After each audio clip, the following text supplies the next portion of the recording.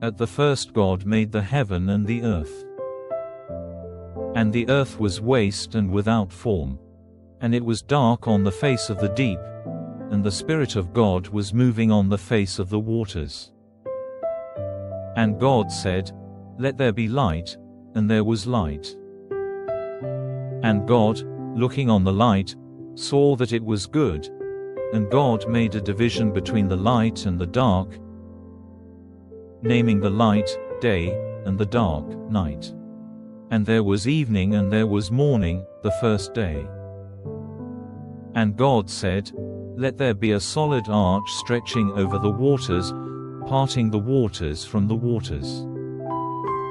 And God made the arch for a division between the waters which were under the arch and those which were over it.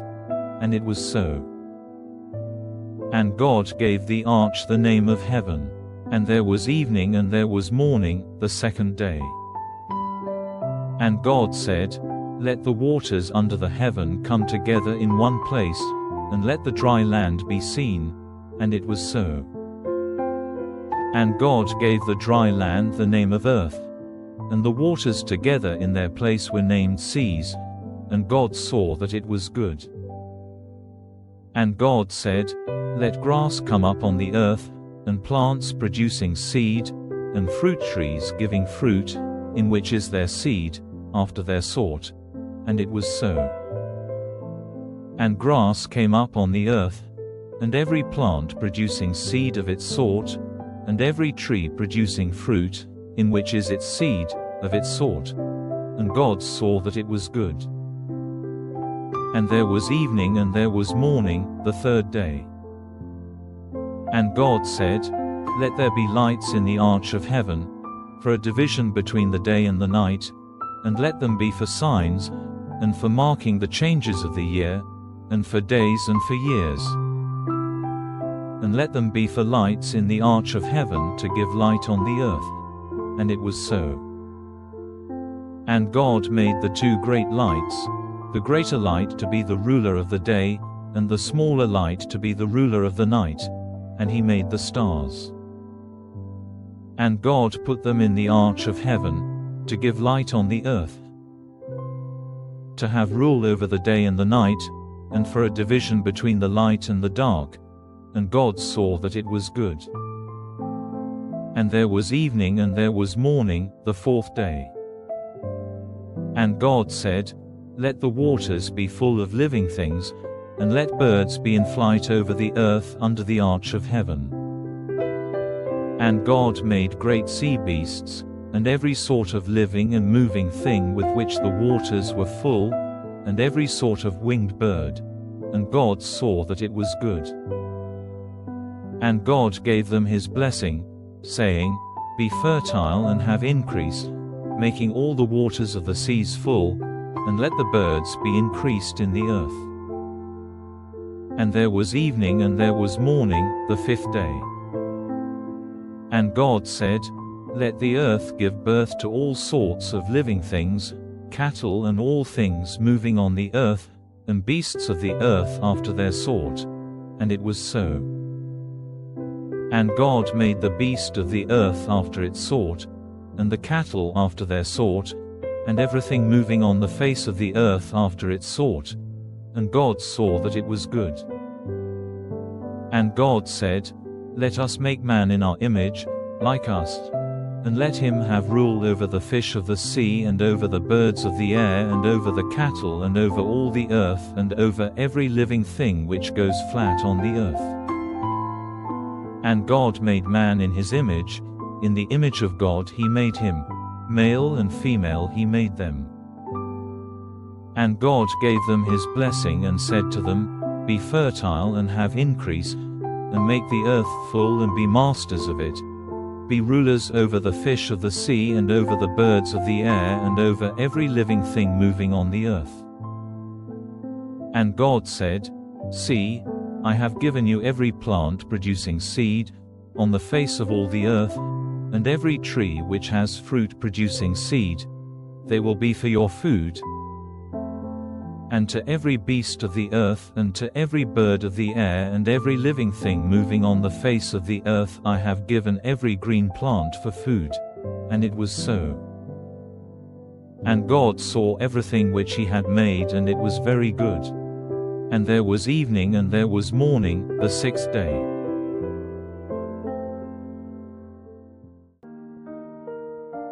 And the heaven and the earth and all things in them were complete.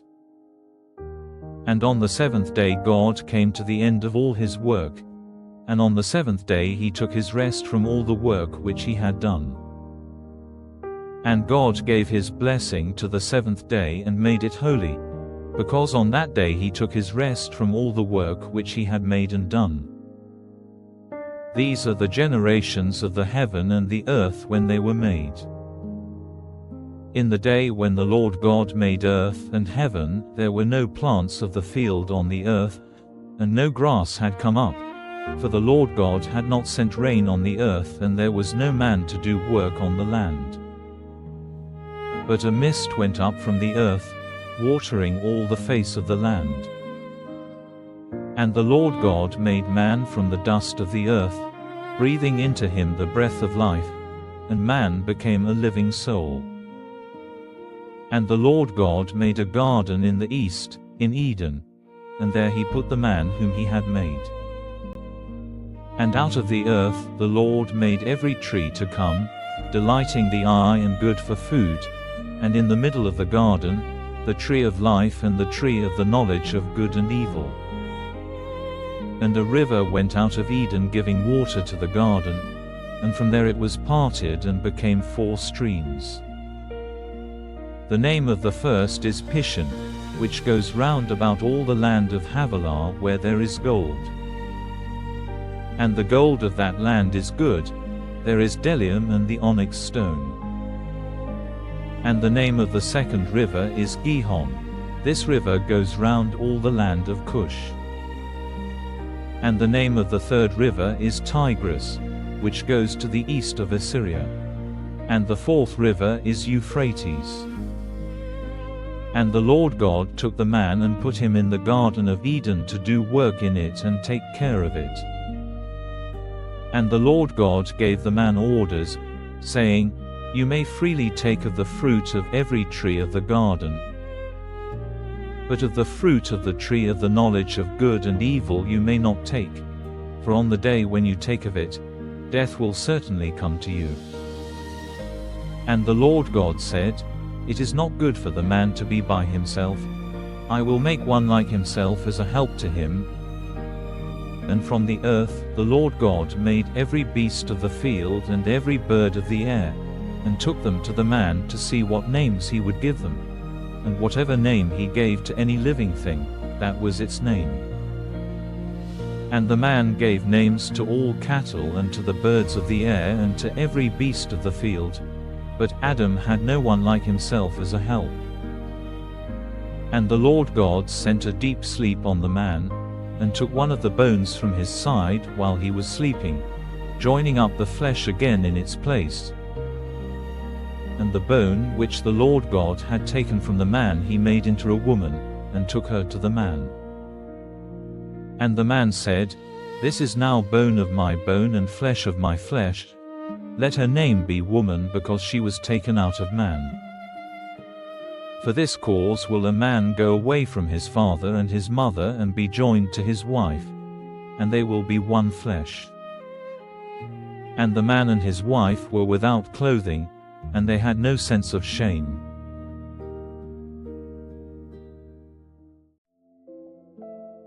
Now the snake was wiser than any beast of the field which the Lord God had made. And he said to the woman, Has God truly said that you may not take of the fruit of any tree in the garden?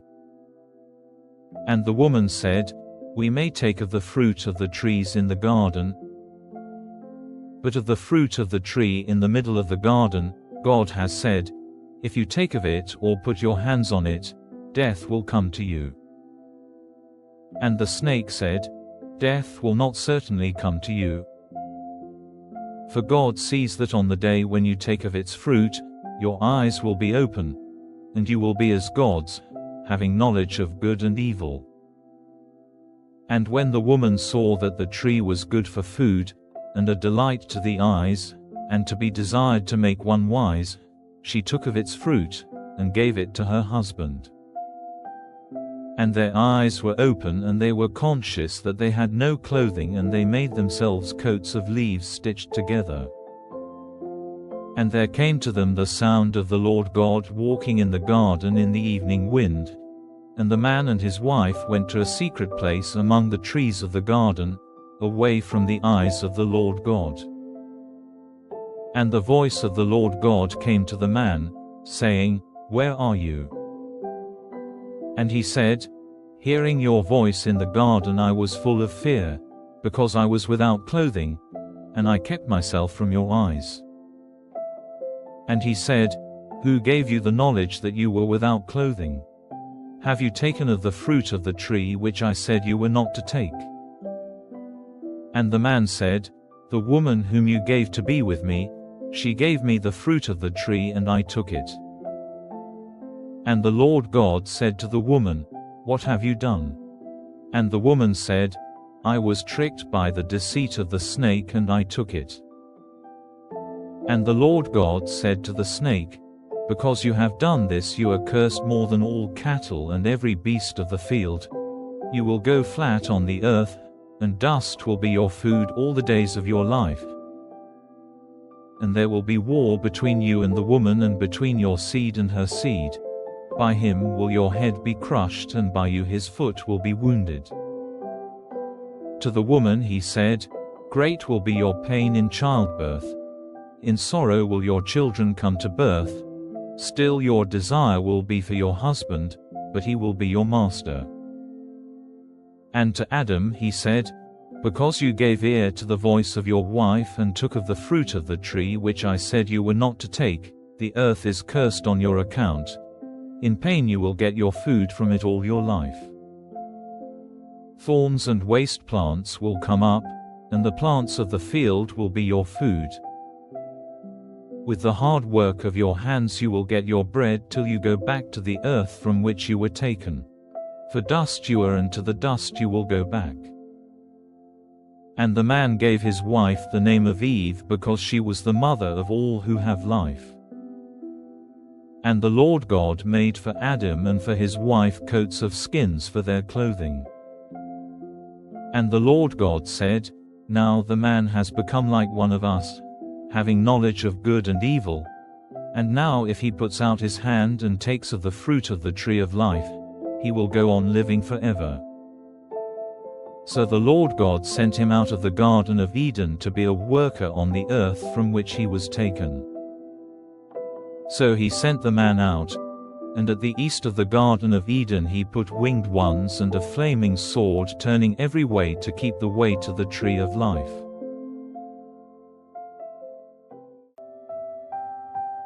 And the man had connection with Eve his wife, and she became with child and gave birth to Cain, and said, "I have got a man from the Lord." Then again she became with child and gave birth to Abel, his brother. And Abel was a keeper of sheep, but Cain was a farmer. And after a time, Cain gave to the Lord an offering of the fruits of the earth. And Abel gave an offering of the young lambs of his flock and of their fat. And the Lord was pleased with Abel's offering. But in Cain and his offering he had no pleasure. And Cain was angry and his face became sad. And the Lord said to Cain, "Why are you angry? And why is your face sad?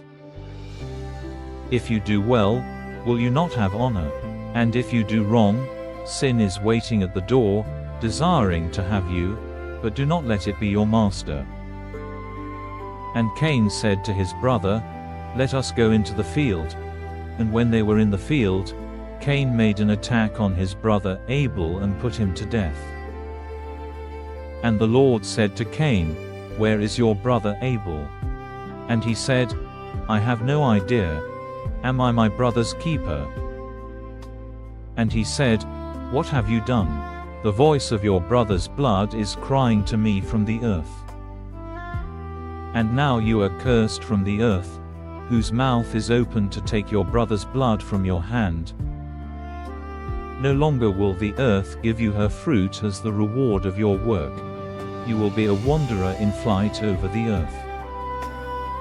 And Cain said, My punishment is greater than my strength. You have sent me out this day from the face of the earth and from before your face. I will be a wanderer in flight over the earth, and whoever sees me will put me to death. And the Lord said, Truly, if Cain is put to death, 7 lives will be taken for his. And the Lord put a mark on Cain so that no one might put him to death.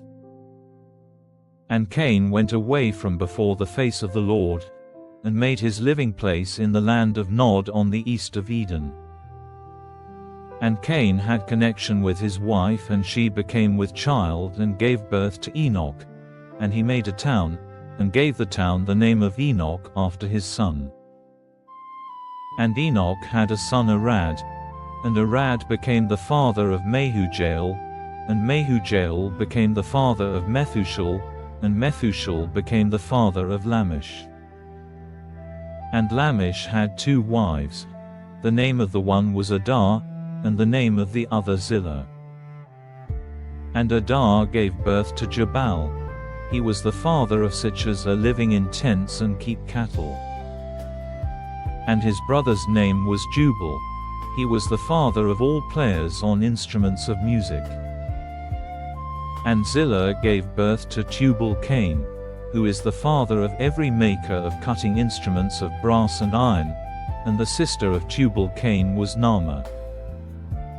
And Lamech said to his wives, Adah and Zillah, Give ear to my voice, you wives of Lamech, give attention to my words, for I would put a man to death for a wound, and a young man for a blow.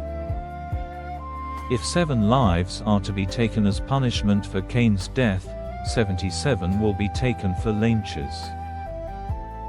And Adam had connection with his wife again, and she gave birth to a son to whom she gave the name of Seth, for she said, God has given me another seed in place of Abel, whom Cain put to death. And Seth had a son, and he gave him the name of Enosh. At this time men first made use of the name of the Lord in worship.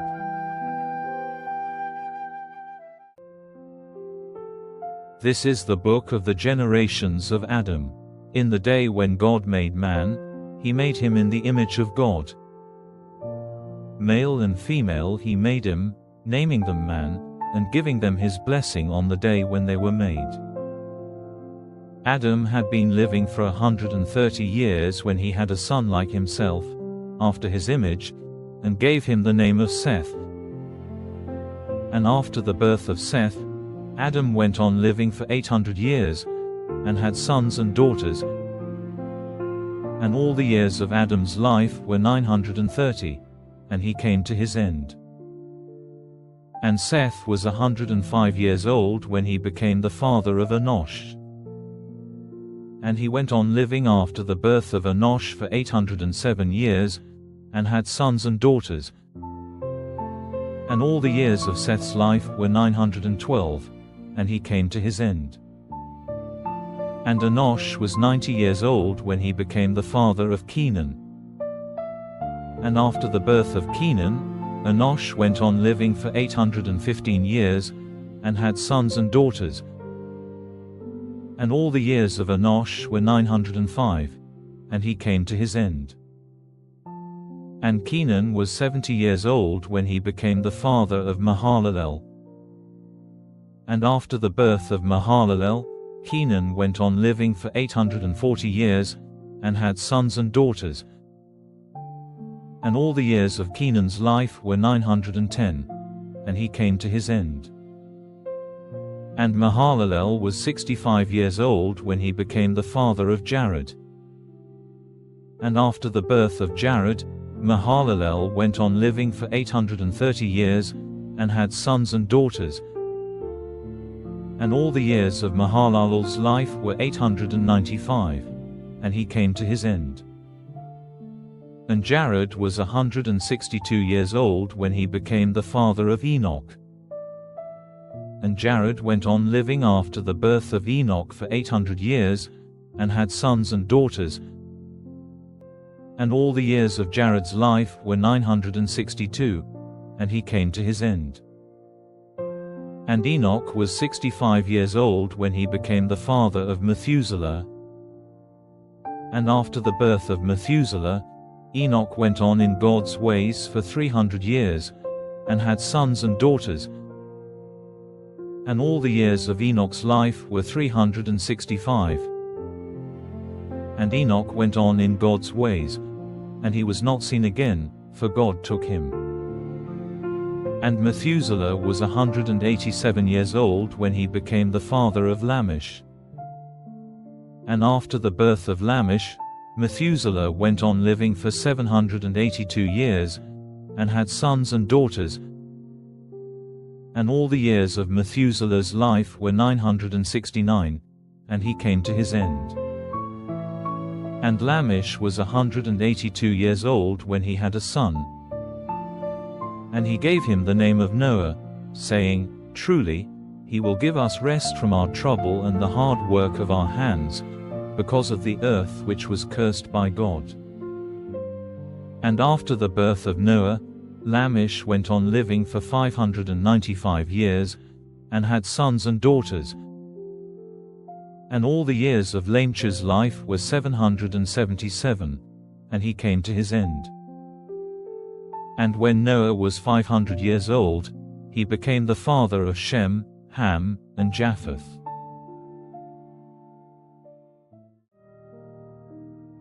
And after a time, when men were increasing on the earth, and had daughters, the sons of God saw that the daughters of men were fair, and they took wives for themselves from those who were pleasing to them. And the Lord said, My spirit will not be in man forever, for he is only flesh, so the days of his life will be 120 years. There were men of great strength and size on the earth in those days, and after that, when the sons of God had connection with the daughters of men, they gave birth to children. These were the great men of old days, the men of great name. And the Lord saw that the sin of man was great on the earth, and that all the thoughts of his heart were evil. And the Lord had sorrow because he had made man on the earth, and grief was in his heart. And the Lord said, I will take away man, whom I have made, from the face of the earth, even man and beast and that which goes on the earth and every bird of the air, for I have sorrow for having made them. But Noah had grace in the eyes of God. These are the generations of Noah. Noah was an upright man and without sin in his generation. He went in the ways of God. And Noah had 3 sons, Shem, Ham, and Japheth. And the earth was evil in God's eyes and full of violent ways. And God, looking on the earth, saw that it was evil, for the way of all flesh had become evil on the earth. And God said to Noah, The end of all flesh has come. The earth is full of their violent doings, and now I will put an end to them with the earth. Make for yourself an ark of gopher wood with rooms in it, and make it safe from the water inside and out. And this is the way you are to make it. It is to be 300 cubits long, 50 cubits wide, and 30 cubits high. You are to put a window in the ark, a cubit from the roof, and a door in the side of it, and you are to make it with a lower and second and third floors. For truly, I will send a great flow of waters over the earth, for the destruction from under the heaven of all flesh in which is the breath of life. Everything on the earth will come to an end. But with you I will make an agreement, and you will come into the ark, you and your sons and your wife and your sons' wives with you. And you will take with you into the ark 2 of every sort of living thing, and keep them safe with you, they will be male and female. 2 of every sort of bird and cattle and of every sort of living thing which goes on the earth will you take with you to keep them from destruction. And make a store of every sort of food for yourself and them. And all these things Noah did, as God said, so he did.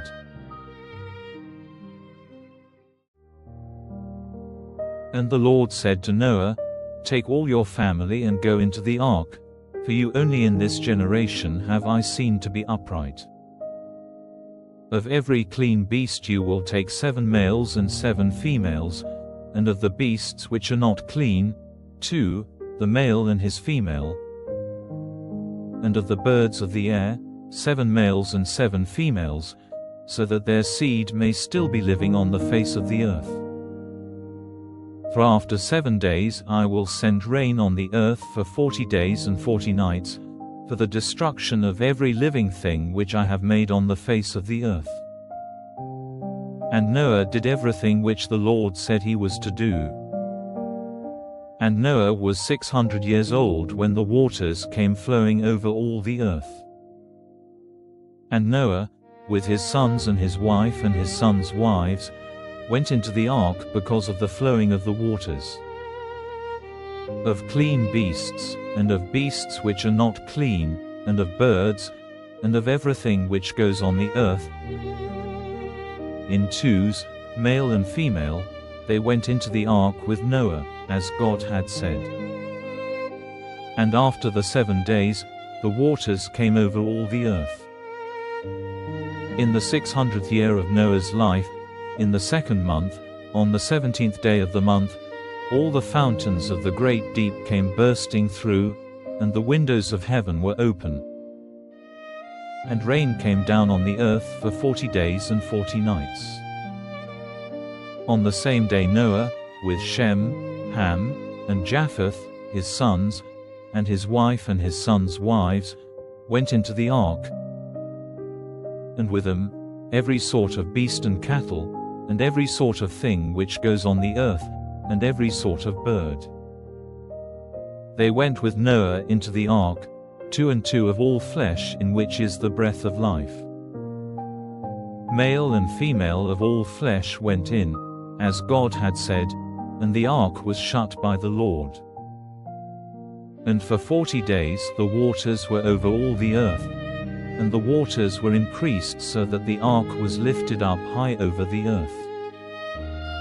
And the waters overcame everything and were increased greatly on the earth, and the ark was resting on the face of the waters. And the waters overcame everything on the earth, and all the mountains under heaven were covered. The waters went 15 cubits higher, till all the mountains were covered. And destruction came on every living thing moving on the earth, birds and cattle and beasts and everything which went on the earth, and every man. Everything on the dry land, in which was the breath of life, came to its end. Every living thing on the face of all the earth, man and cattle and things moving on the face of the earth, and birds of the air, came to destruction. Only Noah and those who were with him in the ark were kept from death. And the waters were over the earth 150 days.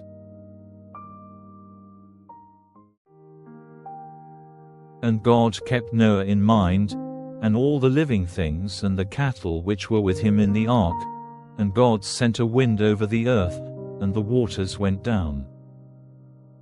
And the fountains of the deep and the windows of heaven were shut, and the rain from heaven was stopped. And the waters went slowly back from the earth, and at the end of 150 days the waters were lower. And on the 17th day of the 7th month the ark came to rest on the mountains of Ararat. And still the waters went on falling, till on the 1st day of the 10th month the tops of the mountains were seen. Then, after 40 days, through the open window of the ark which he had made, Noah sent out a raven, which went this way and that till the waters were gone from the earth. And he sent out a dove, to see if the waters had gone from the face of the earth. But the dove saw no resting place for her foot, and came back to the ark, for the waters were still over all the earth. And he put out his hand, and took her into the ark. And after waiting another 7 days, he sent the dove out again. And the dove came back at evening, and in her mouth was an olive leaf broken off. So Noah was certain that the waters had gone down on the earth. And after 7 days more, he sent the dove out again, but she did not come back to him. And in the 601st year, on the first day of the first month, the waters were dry on the earth. And Noah took the cover off the ark and saw that the face of the earth was dry. And on the 27th day of the second month the earth was dry. And God said to Noah, "Go out of the ark, you and your wife and your sons wives. Take out with you every living thing which is with you, birds and cattle and everything which goes on the earth, so that they may have offspring and be fertile and be increased on the earth." And Noah went out with his sons and his wife and his sons' wives. And every beast and bird and every living thing of every sort which goes on the earth went out of the ark. And Noah made an altar to the Lord, and from every clean beast and bird he made burnt offerings on the altar. And when the sweet smell came up to the Lord, he said in his heart, "I will not again put a curse on the earth because of man, for the thoughts of man's heart are evil from his earliest days. Never again will I send destruction on all living things as I have done." While the earth goes on, seed time and the getting in of the grain, cold and heat, summer and winter, day and night, will not come to an end.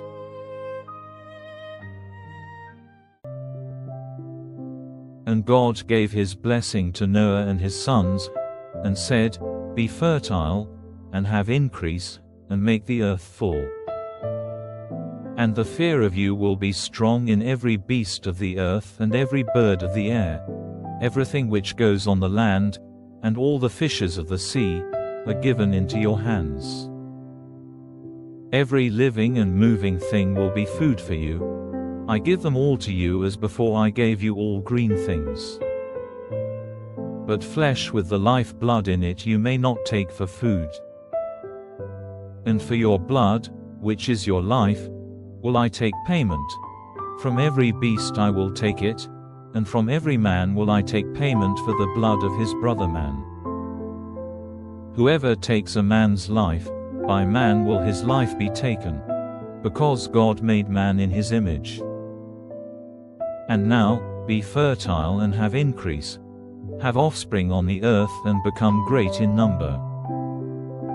And God said to Noah and to his sons, "Truly, I will make my agreement with you and with your seed after you, and with every living thing with you, all birds and cattle and every beast of the earth which comes out of the ark with you. And I will make my agreement with you. Never again will all flesh be cut off by the waters, never again will the waters come over all the earth for its destruction." And God said, "This is the sign of the agreement which I make between me and you and every living thing with you, for all future generations. I will put my bow in the cloud, and it will be for a sign of the agreement between me and the earth. And whenever I make a cloud come over the earth, the bow will be seen in the cloud. And I will keep in mind the agreement between me and you and every living thing. And never again will there be a great flow of waters causing destruction to all flesh. And the bow will be in the cloud, and looking on it, I will keep in mind the eternal agreement between God and every living thing on the earth." And God said to Noah, "This is the sign of the agreement which I have made between me and all flesh on the earth." And the sons of Noah who went out of the ark were Shem, Ham, and Japheth, and Ham is the father of Canaan. These three were the sons of Noah, and from them all the earth was peopled. In those days Noah became a farmer, and he made a vine garden. And he took of the wine of it and was overcome by drink, and he was uncovered in his tent. And Ham, the father of Canaan, saw his father unclothed, and gave news of it to his two brothers outside. And Shem and Japheth took a robe, and putting it on their backs went in with their faces turned away, and put it over their father so that they might not see him unclothed. And, awaking from his wine, Noah saw what his youngest son had done to him, and he said, "Cursed be Canaan, let him be a servant of servants to his brothers." And he said, "Praise to the Lord, the God of Shem, let Canaan be his servant. May God make Japheth great, and let his living place be in the tents of Shem, and let Canaan be his servant." And Noah went on living 350 years after the great flow of waters. All the years of his life were 950, and he came to his end.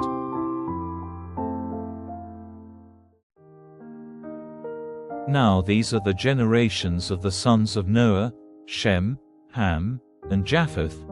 These are the sons which they had after the great flow of waters.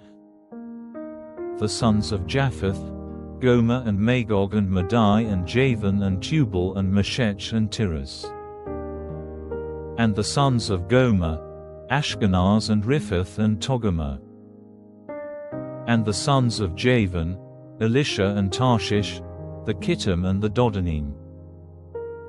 From these came the nations of the sea lands, with their different families and languages. And the sons of Ham, Cush and Mizraim and Put and Canaan. And the sons of Cush, Seba and Havilah and Sabta and Rama and Sabteca, and the sons of Rama, Sheba and Dedan. And Cush was the father of Nimrod, who was the first of the great men of the earth. He was a very great bowman, so that there is a saying, like Nimrod, a very great bowman. And at the first, his kingdom was Babel and Erech and Akkad and Calneh, in the land of Shinar. From that land he went out into Assyria, building Nineveh with its wide streets and Calah, and Rezin between Nineveh and Calah, which is a very great town. And Mizraim was the father of the Ludim and Anamim and Leobim and Naphtuhim, and Pathruzim and Casluhim and Caphtorim, from whom came the Philistines. And Canaan was the father of Zidon, who was his oldest son, and Heth, and the Jebusite and the Amorite and the Girgashite, and the Hivite and the Archite and the Sinite, and the Arvadite and the Zemarite and the Hamathite. After that the families of the Canaanites went far and wide in all directions, their country stretching from Zidon to Gaza, in the direction of Jerah, and to Lasha, in the direction of Sodom and Gomorrah and Admah and Zeboim. All these, with their different families, languages, lands, and nations, are the offspring of Ham. And Shem, the older brother of Japheth, the father of the children of Eber, had other sons in addition. These are the sons of Shem, Elam and Arshur and Arpachshad and Lud and Aram. And the sons of Aram, Uzed and Hul and Gether and Mash. And Arpachshad became the father of Shelah, and Shelah became the father of Eber. And Eber had two sons. The name of the one was Peleg, because in his time the peoples of the earth became separate, and his brother's name was Joktan. And Joktan was the father of Almodad and Shelith and Hazamaveth and Jerah, and Hadoram and Uzal and Diklah, and Obal and Abimael and Sheba, and Ophir and Havilah and Jobab. All these were the sons of Joktan. And their country was from Mesha, in the direction of Sephar, the mountain of the east. These, with their families and their languages and their lands and their nations, are the offspring of Shem. These are the families of the sons of Noah, in the order of their generations and their nations. From these came all the nations of the earth after the great flow of waters.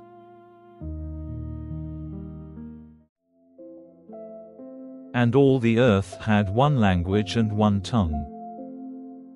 And it came about that in their wandering from the east, they came to a stretch of flat country in the land of Shinar, and there they made their living place.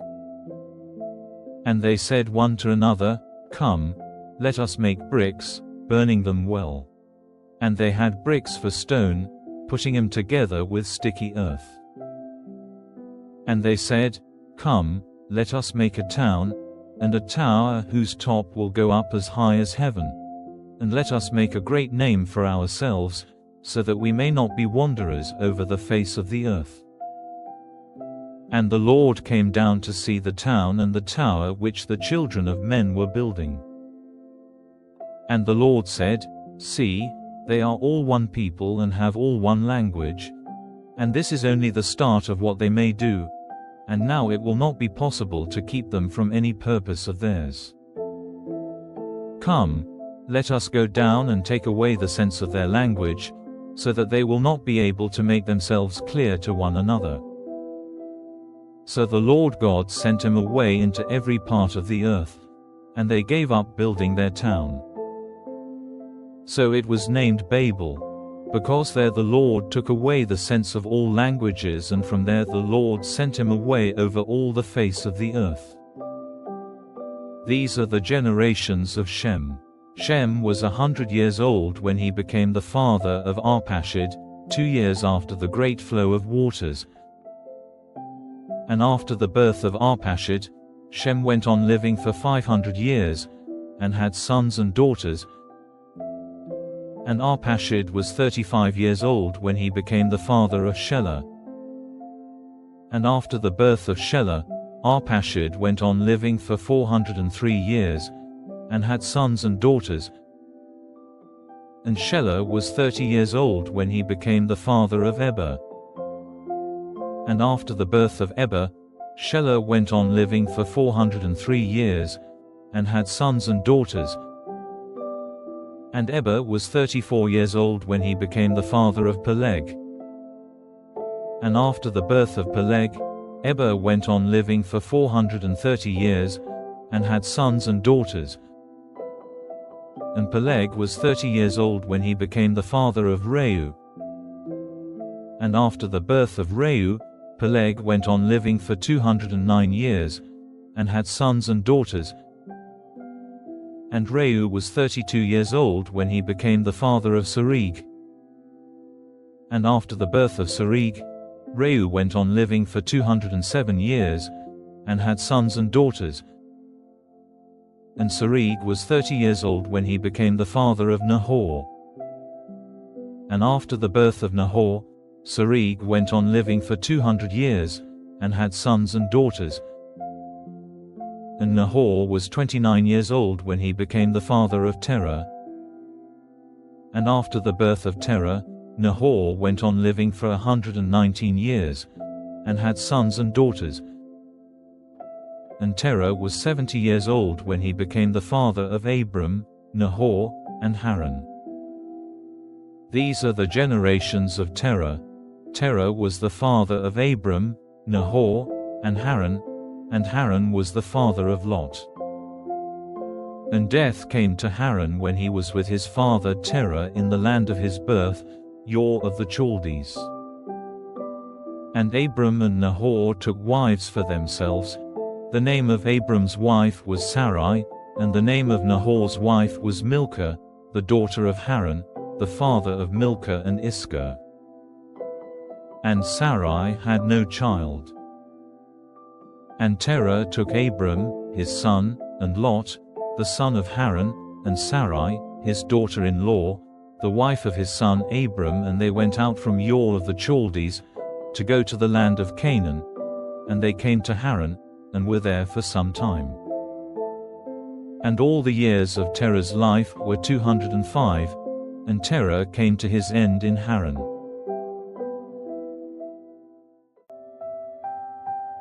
Now the Lord said to Abram, Go out from your country and from your family and from your father's house, into the land to which I will be your guide. And I will make of you a great nation, blessing you and making your name great, and you will be a blessing.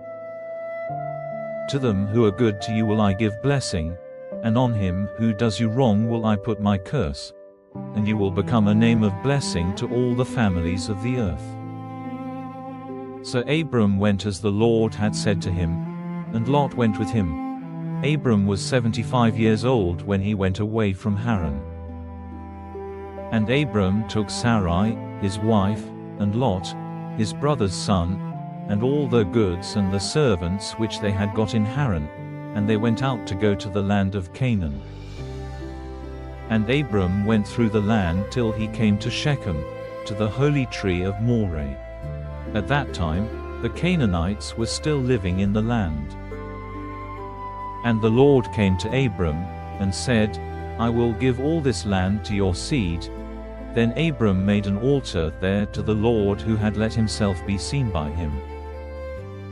And moving on from there to the mountain on the east of Bethel, he put up his tent, having Bethel on the west and Ai on the east.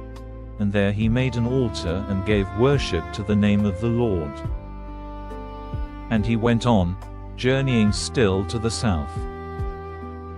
And because there was little food to be had in that land, he went down into Egypt. Now when he came near to Egypt, he said to Sarai, his wife, Truly, you are a fair woman and beautiful to the eye. And I am certain that when the men of Egypt see you, they will say, This is his wife, and they will put me to death and keep you. Say, then, that you are my sister, and so it will be well with me because of you, and my life will be kept safe on your account. And so it was that when Abram came into Egypt, the men of Egypt, looking on the woman, saw that she was fair. And Pharaoh's great men, having seen her, said words in praise of her to Pharaoh, and she was taken into Pharaoh's house. And because of her, he was good to Abram, and he had sheep and oxen and asses, and men servants and women servants, and camels. And the Lord sent great troubles on Pharaoh's house because of Sarai, Abram's wife. Then Pharaoh sent for Abram, and said, What have you done to me? Why did you not say that she was your wife? Why did you say that she was your sister, so that I took her for my wife? Now, take your wife and go on your way. And Pharaoh gave orders to his men, and they sent him on his way, with his wife and all he had.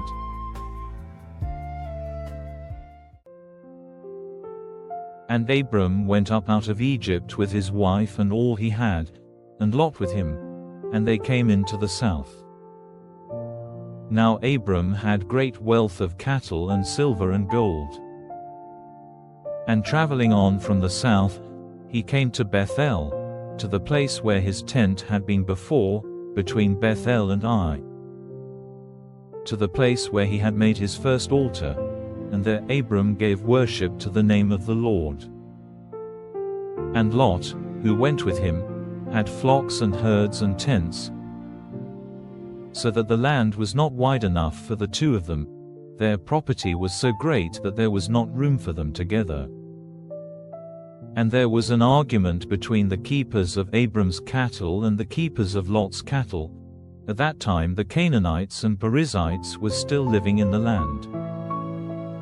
Then Abram said to Lot, Let there be no argument between me and you, and between my herdmen and your herdmen, for we are brothers. Is not all the land before you? Then let us go our separate ways. If you go to the left, I will go to the right, or if you take the right, I will go to the left." And Lot, lifting up his eyes and looking in the valley of Jordan, saw that it was well watered everywhere, before the Lord had sent destruction on Sodom and Gomorrah. It was like the garden of the Lord, like the land of Egypt, on the way to Zoar. So Lot took for himself all the valley of Jordan, and went to the east, and they were parted from one another. Abram went on living in the land of Canaan, and Lot went to the lowland towns, moving his tent as far as Sodom. Now the men of Sodom were evil, and great sinners before the Lord.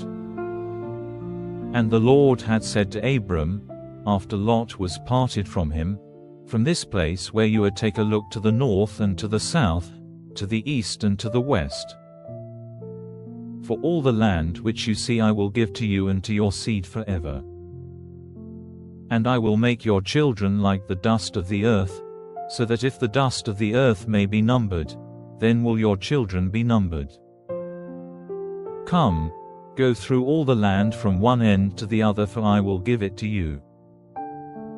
And Abram, moving his tent, came and made his living place by the holy tree of Mamre, which is in Hebron, and made an altar there to the Lord.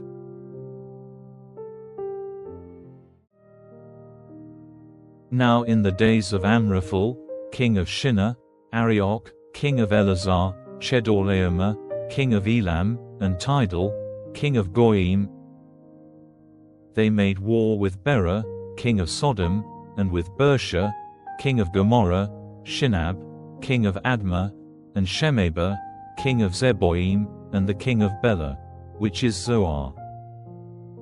All these came together in the valley of Siddim, which is the Salt Sea. For 12 years they were under the rule of Chedorlaomer, but in the 13th year they put off his control. And in the 14th year, Chedorlaomer and the kings who were on his side overcame the Rephaim in Ashtaroth Karnaim, and the Zuzim in Ham, and the Emim in Shava Kiriathaim, and the Horites in their mountain Sire, driving them as far as El Paran, which is near the wasteland. Then they came back to En Mishpat, which is Kadesh, making waste all the country of the Amalekites and of the Amorites living in Hazazon Tamar. And the king of Sodom with the king of Gomorrah and the king of Admah and the king of Zeboim and the king of Bela, that is Zoar, went out, and put their forces in position in the valley of Siddim, against Chedorlaomer, king of Elam, and Tidal, king of Goyim, and Amraphel, king of Shinar, and Arioch, king of Elazar, 4 kings against the 5. Now the valley of Siddim was full of holes of sticky earth, and the kings of Sodom and Gomorrah were put to flight and came to their end there, but the rest got away to the mountain. And the 4 kings took all the goods and food from Sodom and Gomorrah and went on their way. And in addition they took Lot, Abram's brother's son, who was living in Sodom, and all his goods. And one who had got away from the fight came and gave word of it to Abram the Hebrew, who was living by the holy tree of Mamre, the Amorite, the brother of Eshcol and Anna, who were friends of Abram. And Abram, hearing that his brother's son had been made a prisoner, took a band of his trained men, 318 of them, sons of his house, and went after them as far as Dan. And separating his forces by night, he overcame them, putting them to flight and going after them as far as Hobah, which is on the north side of Damascus. And he got back all the goods, and Lot, his brother's son, with his goods and the women and the people. And when he was coming back after putting to flight Chedorlaomer and the other kings, he had a meeting with the king of Sodom in the valley of Shava, that is, the king's valley.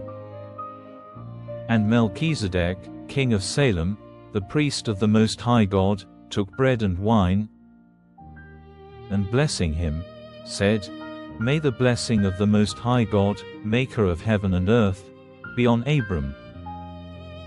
And let the Most High God be praised, who has given into your hands those who were against you." Then Abram gave him 1/10 of all the goods he had taken. And the king of Sodom said to Abram, "Give me the prisoners and take the goods for yourself." But Abram said to the king of Sodom, "I have taken an oath to the Lord, the Most High God, maker of heaven and earth, that I will not take so much as a thread or the cord of a shoe of yours, so that you may not say, I have given wealth to Abram. Give me nothing but the food which the fighting men who went with me have had, but let Anna and Eshcol and Mamre have their part of the goods."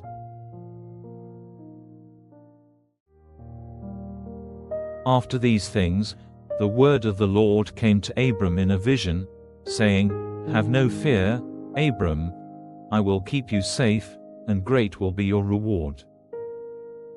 And Abram said, "What will you give me?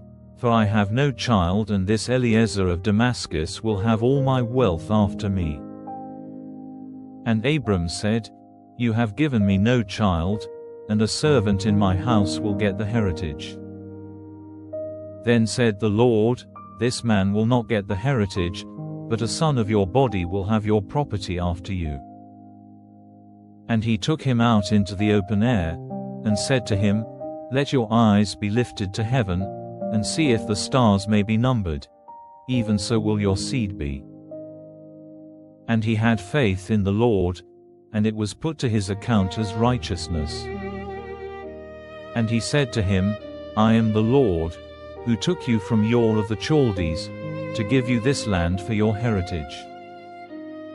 And he said, "O Lord God, how may I be certain that it will be mine?"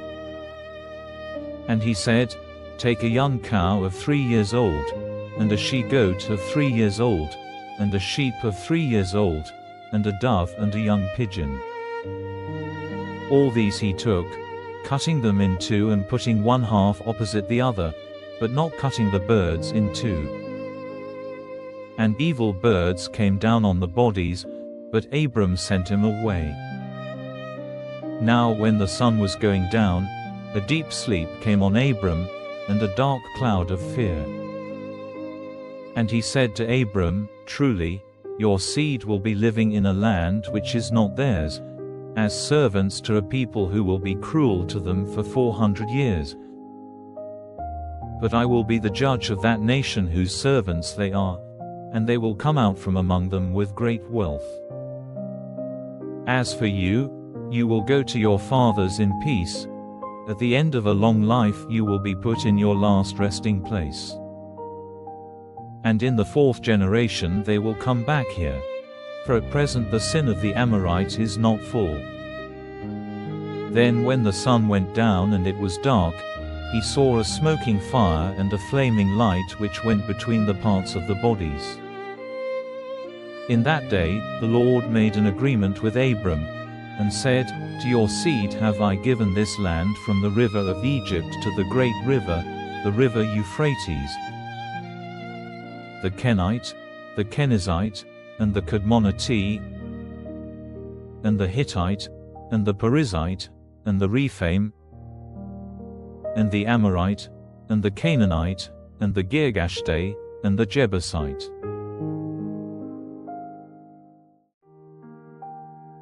Now Sarai, Abram's wife, had given him no children, and she had a servant, a woman of Egypt whose name was Hagar.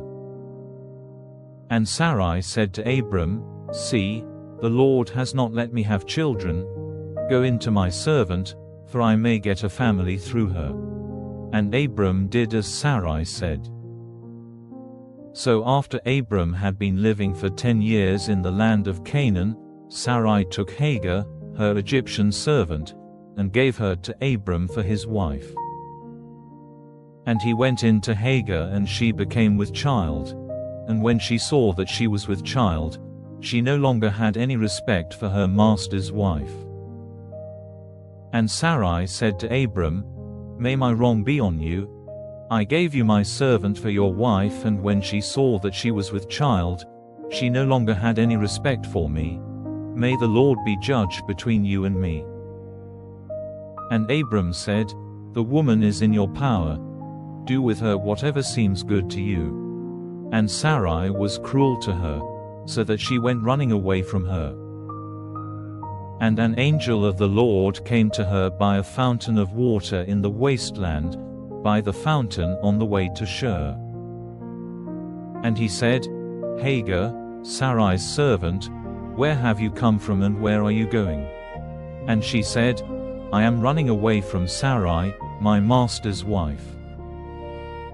And the angel said to her, "Go back, and put yourself under her authority." And the angel of the Lord said, "Your seed will be greatly increased so that it may not be numbered." And the angel of the Lord said, "See, you are with child and will give birth to a son, to whom you will give the name Ishmael, because the ears of the Lord were opened to your sorrow. And he will be like a mountain ass among men. His hand will be against every man and every man's hand against him, and he will keep his place against all his brothers." And to the Lord who was talking with her she gave this name, "You are a God who is seen." For she said, "Have I not even here in the wasteland had a vision of God and am still living?" So that fountain was named, Fountain of Life and Vision. It is between Kadesh and Bird. And Hagar gave birth to a child, the son of Abram, to whom Abram gave the name of Ishmael. Abram was 86 years old when Hagar gave birth to Ishmael.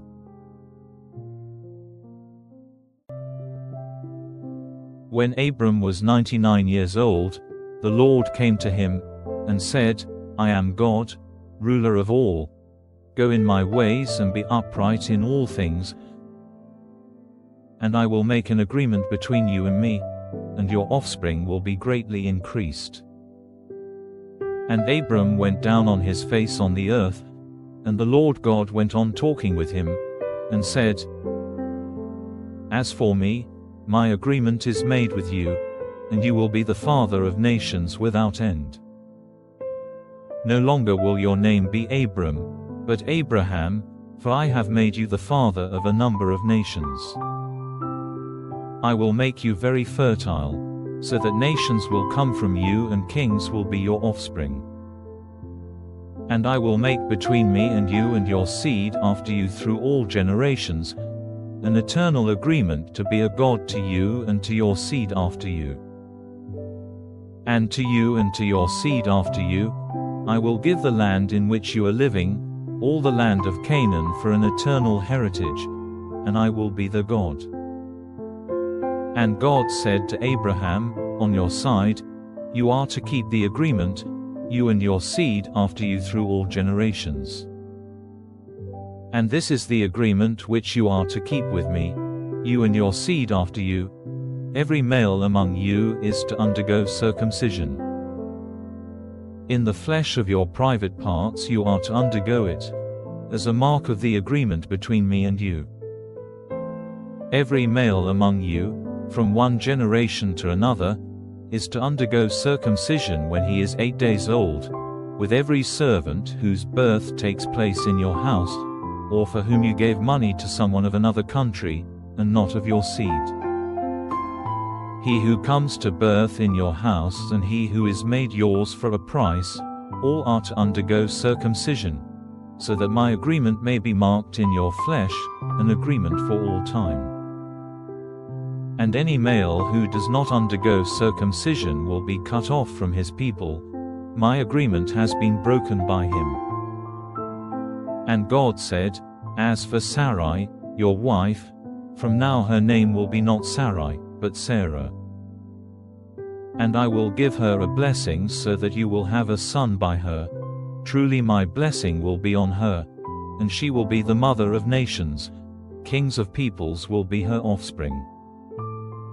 Then Abraham went down on his face, and laughing, said in his heart, "May a man 100 years old have a child? Will Sarah, at 90 years old, give birth?" And Abraham said to God, if only Ishmael's life might be your care." And God said, "Not so, but Sarah, your wife, will have a son, and you will give him the name Isaac, and I will make my agreement with him forever and with his seed after him. As for Ishmael, I have given ear to your prayer. Truly I have given him my blessing, and I will make him fertile and give him great increase. He will be the father of 12 chiefs, and I will make him a great nation. But my agreement will be with Isaac, to whom Sarah will give birth a year from this time." And having said these words, God went up from Abraham. And Abraham took Ishmael, his son, and all whose birth had taken place in his house, and all his servants whom he had made his for a price, every male of his house, and on that very day he gave them circumcision in the flesh of their private parts as God had said to him. Abraham was 99 years old when he underwent circumcision. And Ishmael, his son, was 13 years old when he underwent circumcision. Abraham and Ishmael, his son, underwent circumcision on that very day. And all the men of his house, those whose birth had taken place in the house and those whom he had got for money from men of other lands, underwent circumcision with him.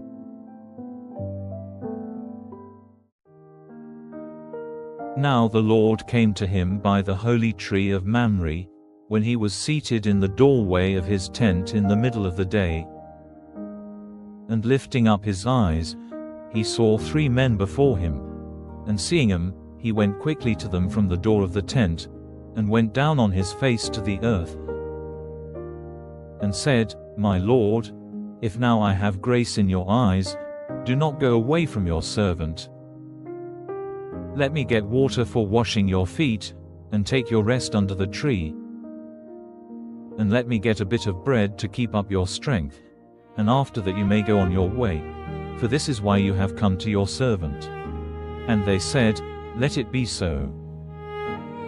Then Abraham went quickly into the tent, and said to Sarah, "Get 3 measures of meal straight away and make cakes." And running to the herd, he took a young ox, soft and fat, and gave it to the servant, and he quickly made it ready. And he took butter and milk and the young ox which he had made ready and put it before them, waiting by them under the tree while they took food. And they said to him, "Where is Sarah your wife?" And he said, "She is in the tent." And he said, "I will certainly come back to you in the spring, and Sarah your wife will have a son." And his words came to the ears of Sarah, who was at the back of the tent door. Now Abraham and Sarah were very old, and Sarah was past the time for giving birth. And Sarah, laughing to herself, said, "Now that I am used up, am I still to have pleasure, my husband himself being old?" And the Lord said, "Why was Sarah laughing and saying, 'Is it possible for me, being old, to give birth to a child?' Is there any wonder which the Lord is not able to do? At the time I said, 'In the spring, I will come back to you, and Sarah will have a child.' Then Sarah said, 'I was not laughing,' for she was full of fear. And he said, 'No, but you were laughing.' And the men went on from there in the direction of Sodom, and Abraham went with them on their way. And the Lord said, 'Am I to keep back from Abraham the knowledge of what I do? Seeing that Abraham will certainly become a great and strong nation, and his name will be used by all the nations of the earth as a blessing. For I have made him mine so that he may give orders to his children and those of his line after him, to keep the ways of the Lord, to do what is good and right, so that the Lord may do to Abraham as he has said.' And the Lord said, 'Because the outcry against Sodom and Gomorrah is very great, and their sin is very evil, I will go down now, and see if their acts are as bad as they seem from the outcry which has come to me. And if they are not, I will see." And the men, turning from that place, went on to Sodom. But Abraham was still waiting before the Lord. And Abraham came near, and said, "Will you let destruction come on the upright with the sinners? If by chance there are 50 upright men in the town, will you give the place to destruction and not have mercy on it because of the 50 upright men? Let such a thing be far from you, to put the upright to death with the sinner. Will not the judge of all the earth do right?" And the Lord said, "If there are 50 upright men in the town, I will have mercy on it because of them." And Abraham answering said, "Truly, I who am only dust, have undertaken to put my thoughts before the Lord. If by chance there are 5 less than 50 upright men, will you give up all the town to destruction because of these 5? And he said, I will not give it to destruction if there are 45. And again he said to him, By chance there may be 40 there. And he said, I will not do it if there are 40. And he said, Let not the Lord be angry with me if I say, What if there are 30 there? And he said, I will not do it if there are 30. And he said, See now, I have undertaken to put my thoughts before the Lord. What if there are 20 there? And he said, I will have mercy because of the 20. And he said, Oh, let not the Lord be angry, and I will say only one word more. By chance there may be 10 there. And he said, I will have mercy because of the 10. And the Lord went on his way when his talk with Abraham was ended, and Abraham went back to his place.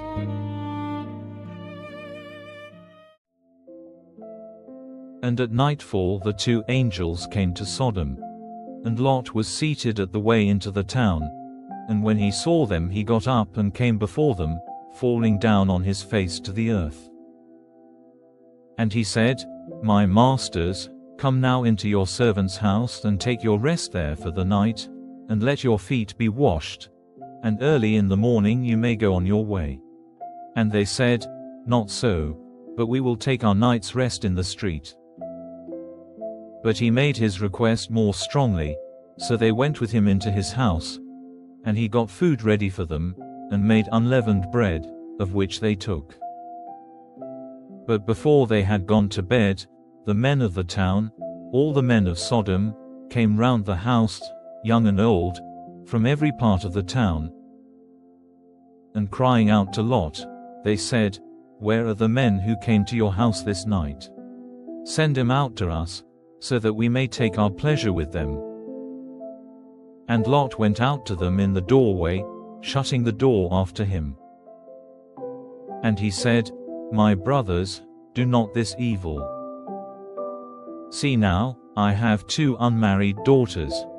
I will send them out to you so that you may do to them whatever seems good to you. Only do nothing to these men, for this is why they have come under the shade of my roof. And they said, Give way there. This one man, they said, came here from a strange country, and will he now be our judge? Now we will do worse to you than to them. And pushing violently against Lot, they came near to get the door broken in. But the men put out their hands and took Lot into the house to them, shutting the door again. But the men who were outside the door they made blind, all of them, small and great, so that they were tired out with looking for the door. Then the men said to Lot, Are there any others of your family here? Sons-in-law or sons or daughters, take them all out of this place. For we are about to send destruction on this place, because a great outcry against them has come to the ears of the Lord, and the Lord has sent us to put an end to the town. And Lot went out and said to his sons-in-law, who were married to his daughters, Come, let us go out of this place, for the Lord is about to send destruction on the town. But his sons-in-law did not take him seriously. And when morning came, the angels did all in their power to make Lot go, saying, "Get up quickly and take your wife and your 2 daughters who are here, and go, for fear that you come to destruction in the punishment of the town." But while he was waiting, the men took him and his wife and his daughters by the hand, for the Lord had mercy on them, and put them outside the town. And when they had put him out, he said, "Go for your life, without looking back or waiting in the lowland. Go quickly to the mountain or you will come to destruction." And Lot said to them, "Not so, O my Lord.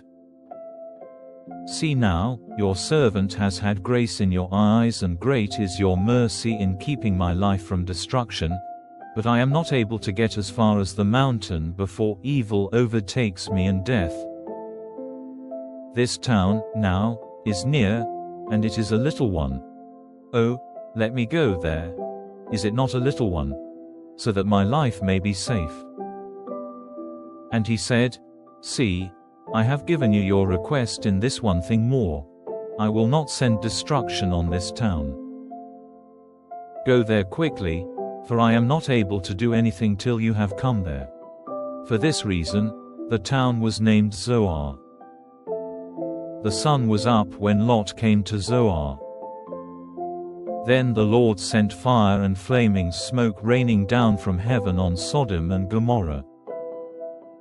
And he sent destruction on those towns, with all the lowland and all the people of those towns and every green thing in the land. But Lot's wife, looking back, became a pillar of salt.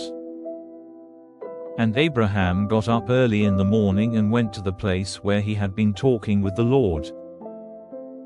And looking in the direction of Sodom and Gomorrah and the lowland, he saw the smoke of the land going up like the smoke of an oven. So it came about that when God sent destruction on the towns of the lowland, he kept his word to Abraham, and sent Lot safely away when he put an end to the towns where he was living. Then Lot went up out of Zoar to the mountain, and was living there with his 2 daughters, for fear kept him from living in Zoar, and he and his daughters made their living place in a hole in the rock. And the older daughter said to her sister, "Our father is old, and there is no man to be a husband to us in the natural way. Come, let us give our father much wine, and we will go into his bed, so that we may have offspring by our father." And that night they made their father take much wine, and the older daughter went into his bed, and he had no knowledge of when she went in or when she went away. And on the day after, the older daughter said to the younger, "Last night I was with my father. Let us make him take much wine this night again, and do you go to him, so that we may have offspring by our father." And that night again they made their father take much wine, and the younger daughter went into his bed, and he had no knowledge of when she went in or when she went away. And so the 2 daughters of Lot were with child by their father. And the older daughter had a son, and she gave him the name Moab. He is the father of the Moabites to this day. And the younger had a son and gave him the name Ben-Ammi. From him come the children of Ammon to this day.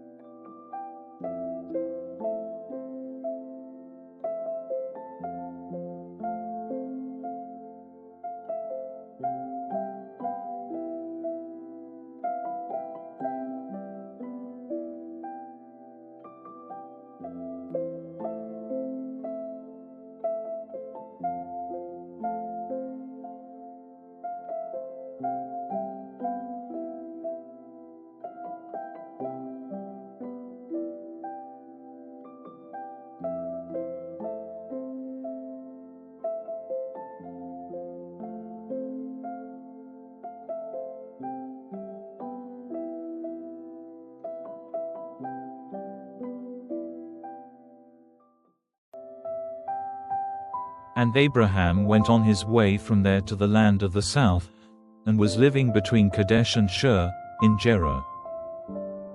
And Abraham said of Sarah, his wife, "She is my sister." And Abimelech, king of Gerar, sent and took Sarah. But God came to Abimelech in a dream in the night, and said to him, "Truly you are a dead man because of the woman whom you have taken, for she is a man's wife." Now Abimelech had not come near her. And he said, "Lord, will you put to death an upright nation? Did he not say to me himself, 'She is my sister'?" And she herself said, "He is my brother. With an upright heart and clean hands have I done this." And God said to him in the dream, "I see that you have done this with an upright heart, and I have kept you from sinning against me. For this reason I did not let you come near her.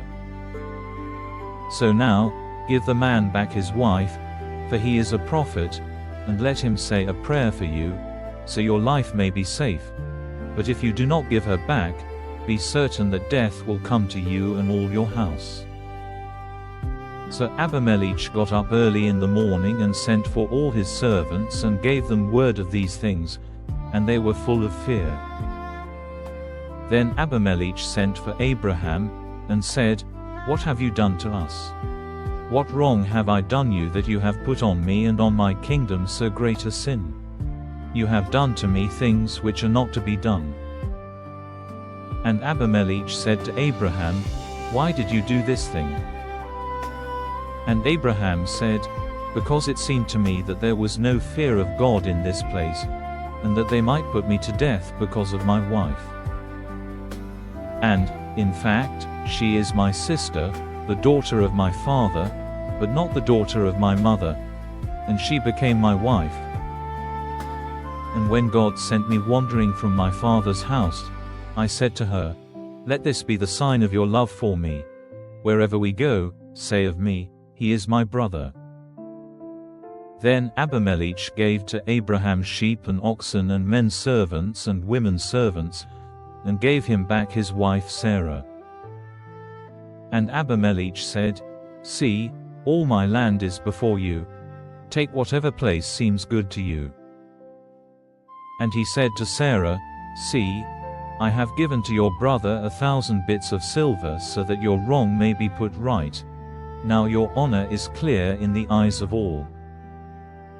Then Abraham made prayer to God, and God made Abimelech well again, and his wife and his women servants, so that they had children. For the Lord had kept all the women of the house of Abimelech from having children, because of Sarah, Abraham's wife. And the Lord came to Sarah as he had said and did to her as he had undertaken. And Sarah became with child, and gave Abraham a son when he was old, at the time named by God. And Abraham gave to his son, to whom Sarah had given birth, the name Isaac. And when his son Isaac was 8 days old, Abraham made him undergo circumcision, as God had said to him. Now Abraham was 100 years old when the birth of Isaac took place. And Sarah said, "God has given me cause for laughing, and everyone who has news of it will be laughing with me." And she said, "Who would have said to Abraham that Sarah would have a child at her breast? For see, I have given him a son now when he is old." And when the child was old enough to be taken from the breast, Abraham made a great feast. And Sarah saw the son of Hagar the Egyptian playing with Isaac. So she said to Abraham, "Send away that woman and her son, for the son of that woman is not to have a part in the heritage with my son Isaac." And this was a great grief to Abraham because of his son. But God said, "Let it not be a grief to you because of the boy and Hagar his mother. Give ear to whatever Sarah says to you, because it is from Isaac that your seed will take its name." And I will make a nation of the son of your servant woman, because he is your seed. And early in the morning Abraham got up, and gave Hagar some bread and a water skin, and put the boy on her back, and sent her away, and she went, wandering in the wasteland of Beersheba. And when all the water in the skin was used up, she put the child down under a tree. And she went some distance away, about an arrow flight, and seating herself on the earth, she gave way to bitter weeping, saying, Let me not see the death of my child. And the boy's cry came to the ears of God. And the angel of God said to Hagar from heaven, Hagar, why are you weeping? Have no fear, for the child's cry has come to the ears of God.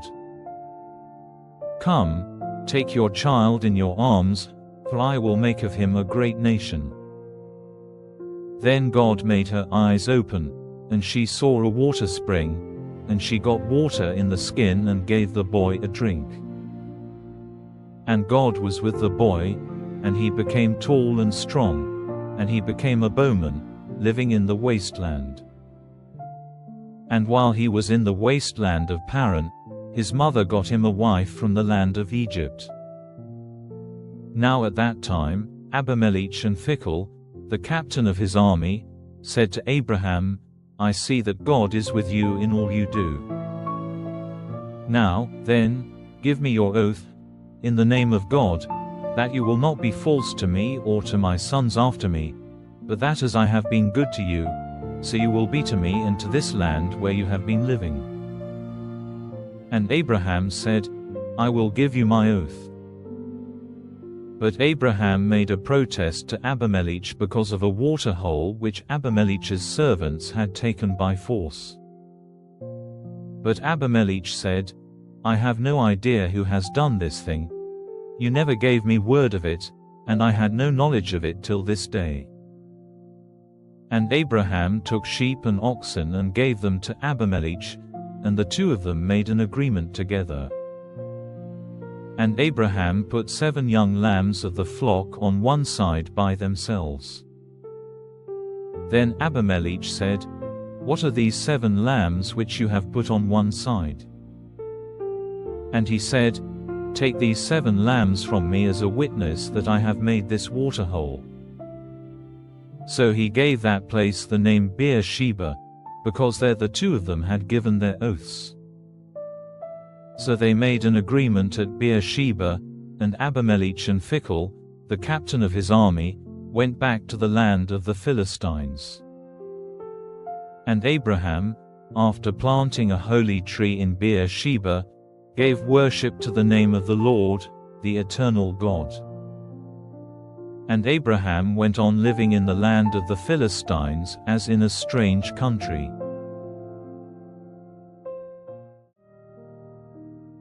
Now after these things, God put Abraham to the test, and said to him, Abraham.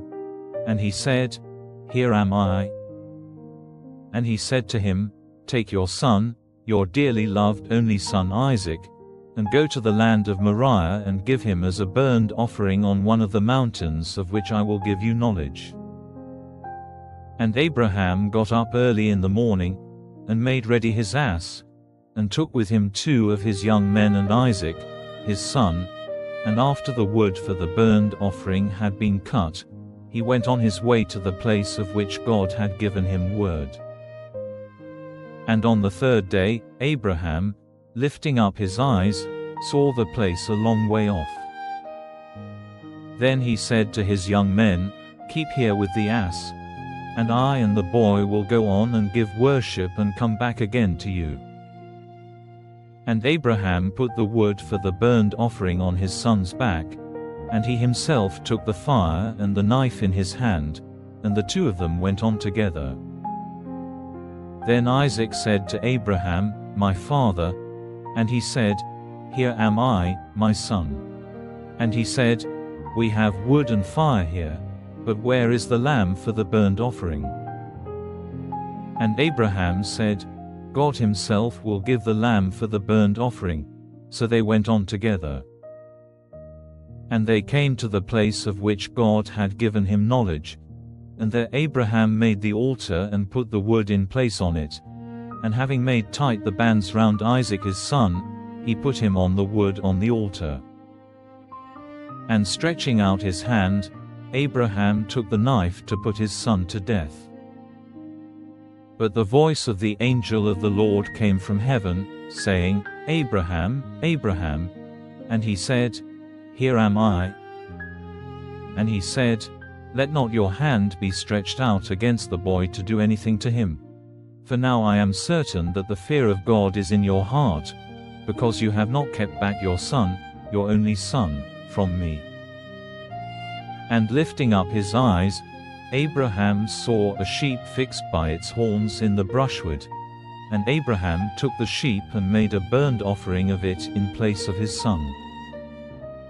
And Abraham gave that place the name Yahweh Yireh, as it is said to this day, In the mountain the Lord is seen. And the voice of the angel of the Lord came to Abraham a second time from heaven, saying, I have taken an oath by my name, says the Lord, because you have done this and have not kept back from me your dearly loved only son, that I will certainly give you my blessing, and your seed will be increased like the stars of heaven and the sand by the seaside.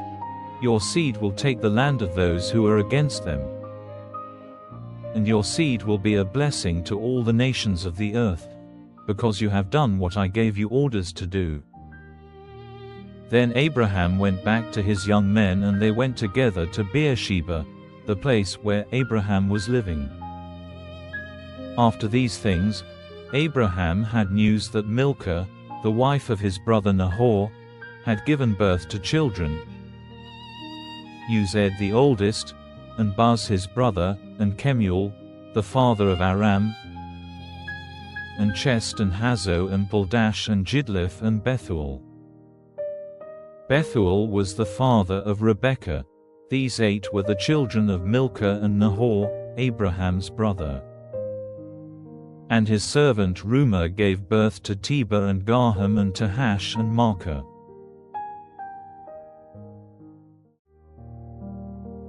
Now the years of Sarah's life were 127. And Sarah's death took place in Kiriath Arba, that is, Hebron, in the land of Canaan.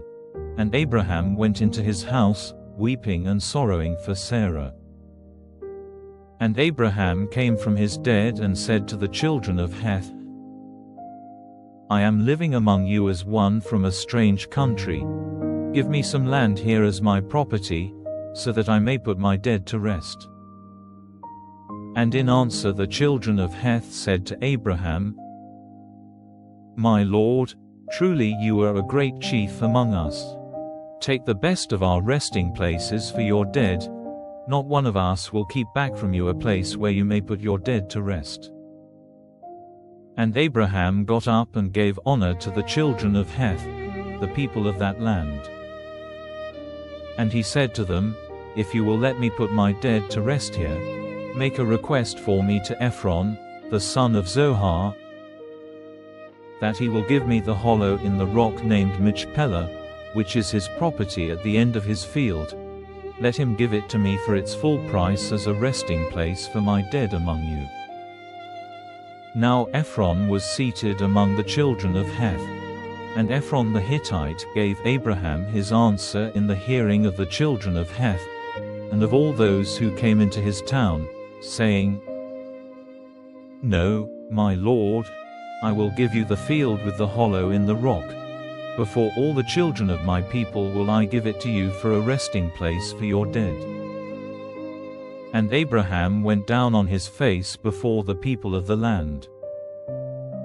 And Abraham said to Ephron, in the hearing of the people of the land, If only you will give ear to me, I will give you the price of the field. Take it, and let me put my dead to rest there. So Ephron said to Abraham, My lord, give ear to me. The value of the land is 400 shekels. What is there between me and you? So put your dead to rest there.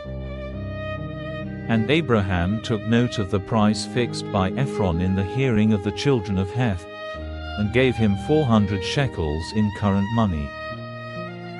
So Ephron's field at Machpelah near Mamre, with the hollow in the rock and all the trees in the field and round it, became the property of Abraham before the eyes of the children of Heth and of all who came into the town. Then Abraham put Sarah his wife to rest in the hollow rock in the field of Machpelah near Mamre, that is, Hebron, in the land of Canaan.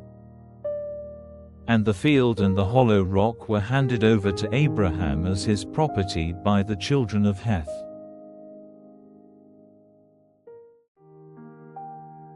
Now Abraham was old and far on in years, and the Lord had given him everything in full measure. And Abraham said to his chief servant, the manager of all his property, Come now, put your hand under my leg, and take an oath by the Lord, the God of heaven and the God of the earth, that you will not get a wife for my son Isaac from the daughters of the Canaanites among whom I am living, but that you will go into my country and to my relations and get a wife there for my son Isaac. And the servant said, If by chance the woman will not come with me into this land, am I to take your son back again to the land from which you came? And Abraham said, Take care that you do not let my son go back to that land. The Lord God of heaven, who took me from my father's house and from the land of my birth, and made an oath to me, saying, To your seed I will give this land, he will send his angel before you and give you a wife for my son in that land. And if the woman will not come with you, then you are free from this oath, only do not take my son back there. And the servant put his hand under Abraham's leg, and gave him his oath about this thing. And the servant took 10 of his master's camels, and all sorts of good things of his master's, and went to Mesopotamia, to the town of Nahor.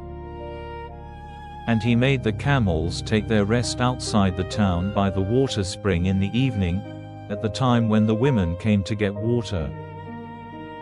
And he said, O Lord, the God of my master Abraham, let me do well in what I have undertaken this day, and give your mercy to my master Abraham.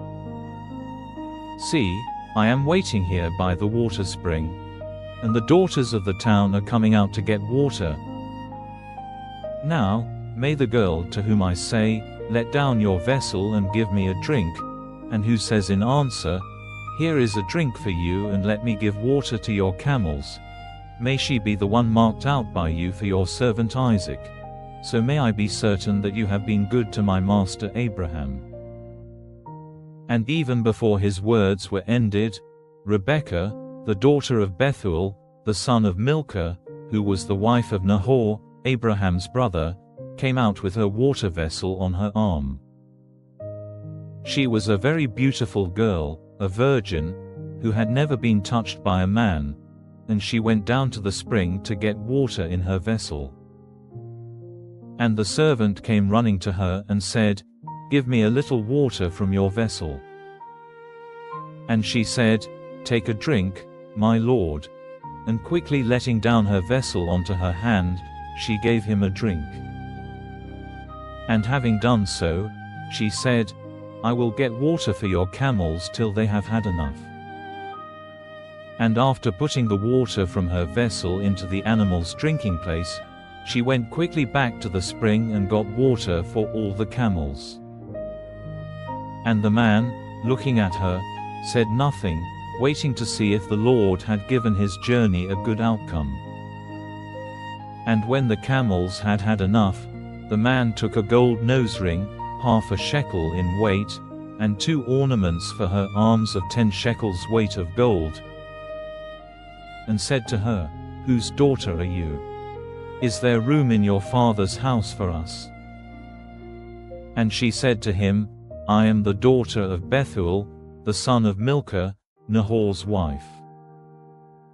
And she said, We have a great store of dry grass and cattle food, and there is room for you.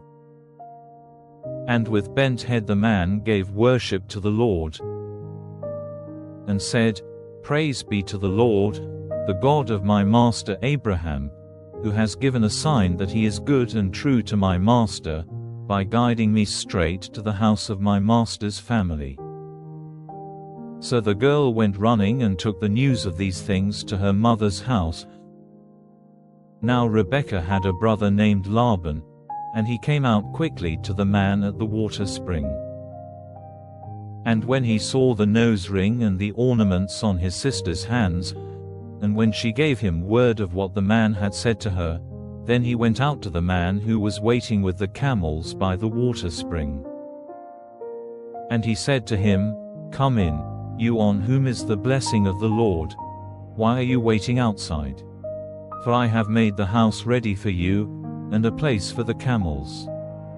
Then the man came into the house, and Laban took their cords off the camels and gave them dry grass and food, and he gave to him and the men who were with him water for washing their feet. And meat was put before him, but he said, I will not take food till I have made my business clear to you. And they said, Do so. And he said, I am Abraham's servant. The Lord has given my master every blessing, and he has become great.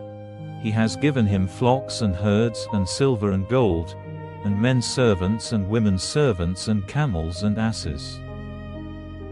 And when Sarah, my master's wife, was old, she gave birth to a son, to whom he has given all he has.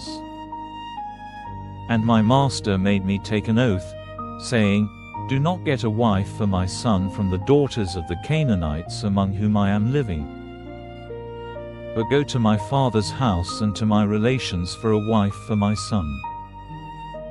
And I said to my master, What if the woman will not come with me?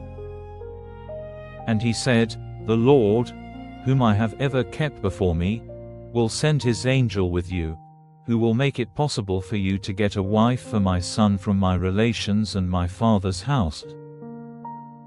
And you will be free from your oath to me when you come to my people. And if they will not give her to you, you will be free from your oath.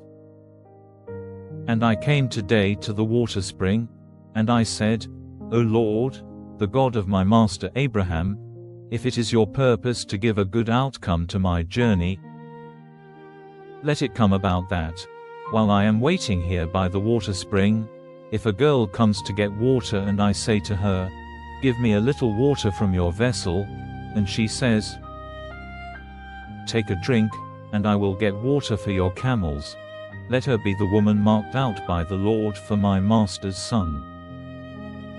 And even while I was saying this to myself, Rebekah came out with her vessel on her arm, and she went down to the spring to get water, and I said to her, Give me a drink. And straightway she took down her vessel from her arm, and said, Take a drink, and I will get water for your camels. And questioning her, I said, Whose daughter are you? And she said, The daughter of Bethuel, the son of Nahor, and Milcah his wife. Then I put the ring on her nose and the ornaments on her hands. And with bent head I gave worship and praise to the Lord, the God of my master Abraham, by whom I had been guided in the right way, to get the daughter of my master's brother for his son. And now, say if you will do what is good and right for my master or not, in order that it may be clear to me what I have to do. Then Laban and Bethuel said in answer, This is the Lord's doing. It is not for us to say yes or no to you. See, here is Rebekah, take her and go, and let her be your master's son's wife, as the Lord has said. And at these words, Abraham's servant went down on his face and gave praise to the Lord. Then he took jewels of silver and jewels of gold and fair robes and gave them to Rebekah, and he gave things of value to her mother and her brother. Then he and the men who were with him had food and drink, and took their rest there that night. And in the morning he got up, and said, let me now go back to my master." But her brother and her mother said, "Let the girl be with us a week or 10 days, and then she may go." And he said, "Do not keep me. The Lord has given a good outcome to my journey. Let me now go back to my master." And they said, "We will send for the girl, and let her make the decision." And they sent for Rebekah and said to her, "Are you ready to go with this man?" And she said, "I am ready." So they sent their sister Rebekah and her servant with Abraham's servant and his men. And they gave Rebekah their blessing, saying, "O sister, may you be the mother of thousands and 10,000s, and may your seed overcome all those who make war against them." So Rebekah and her servant women went with the man, seated on the camels, and so the servant took Rebekah and went on his way. Now Isaac had come through the wasteland to Beer-lahai-roi, for he was living in the south. And when the evening was near, he went wandering out into the fields, and lifting up his eyes he saw camels coming. And when Rebekah, looking up, saw Isaac, she got down from her camel, and said to the servant, "Who is that man coming to us through the field?" And the servant said, "It is my master." Then she took her veil, covering her face with it. Then the servant gave Isaac the story of all he had done. And Isaac took Rebekah into his tent, and she became his wife. And in his love for her, Isaac was comforted after his father's death.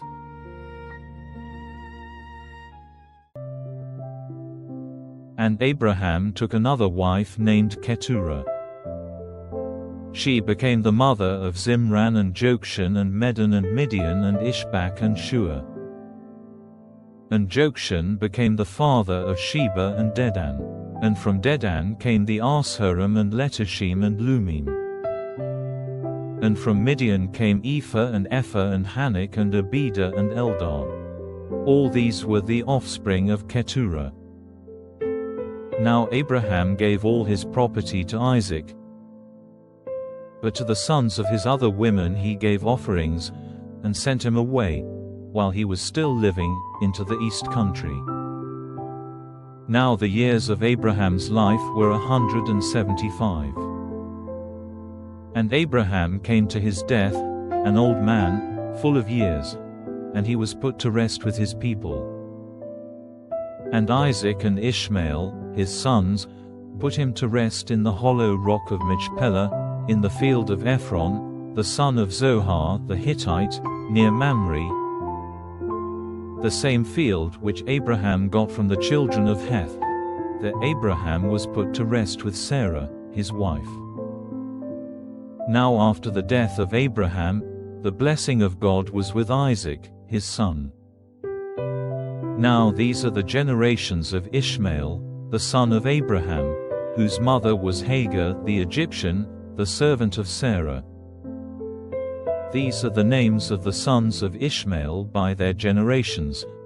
Ishmael's first son was Nebaioth, then Kedar and Adbeel and Mibzam, and Mishma and Duma and Massa, Hadad and Tema, Jether, Naphish, and Kedemah.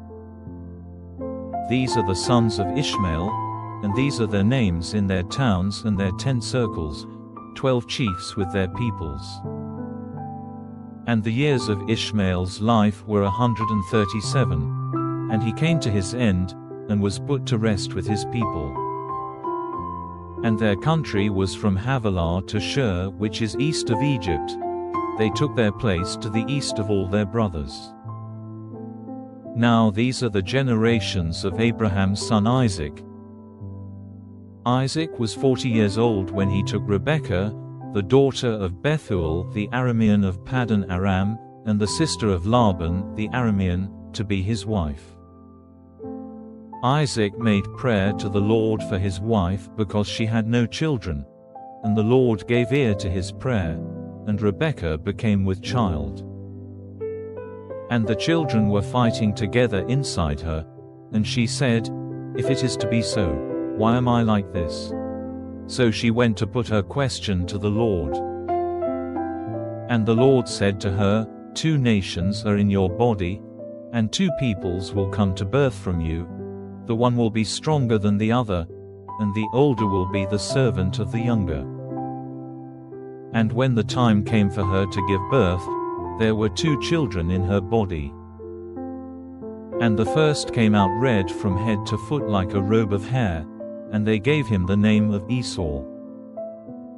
And after him, his brother came out, gripping Esau's foot, and he was named Jacob. Isaac was 60 years old when she gave birth to them. And the boys came to full growth. And Esau became a man of the open country, an expert bowman. But Jacob was a quiet man, living in tents. Now Isaac's love was for Esau, because Esau's meat was greatly to his taste, but Rebekah had more love for Jacob. And one day Jacob was cooking some soup when Esau came in from the fields in great need of food. And Esau said to Jacob, "Give me a full meal of that red soup, for I am overcome with need for food." For this reason he was named Edom. And Jacob said, "First of all give me your birthright." And Esau said, "Truly, I am at the point of death. What profit is the birthright to me?" And Jacob said, "First of all give me your oath." And he gave him his oath, handing over his birthright to Jacob. Then Jacob gave him bread and soup, and he took food and drink and went away, caring little for his birthright.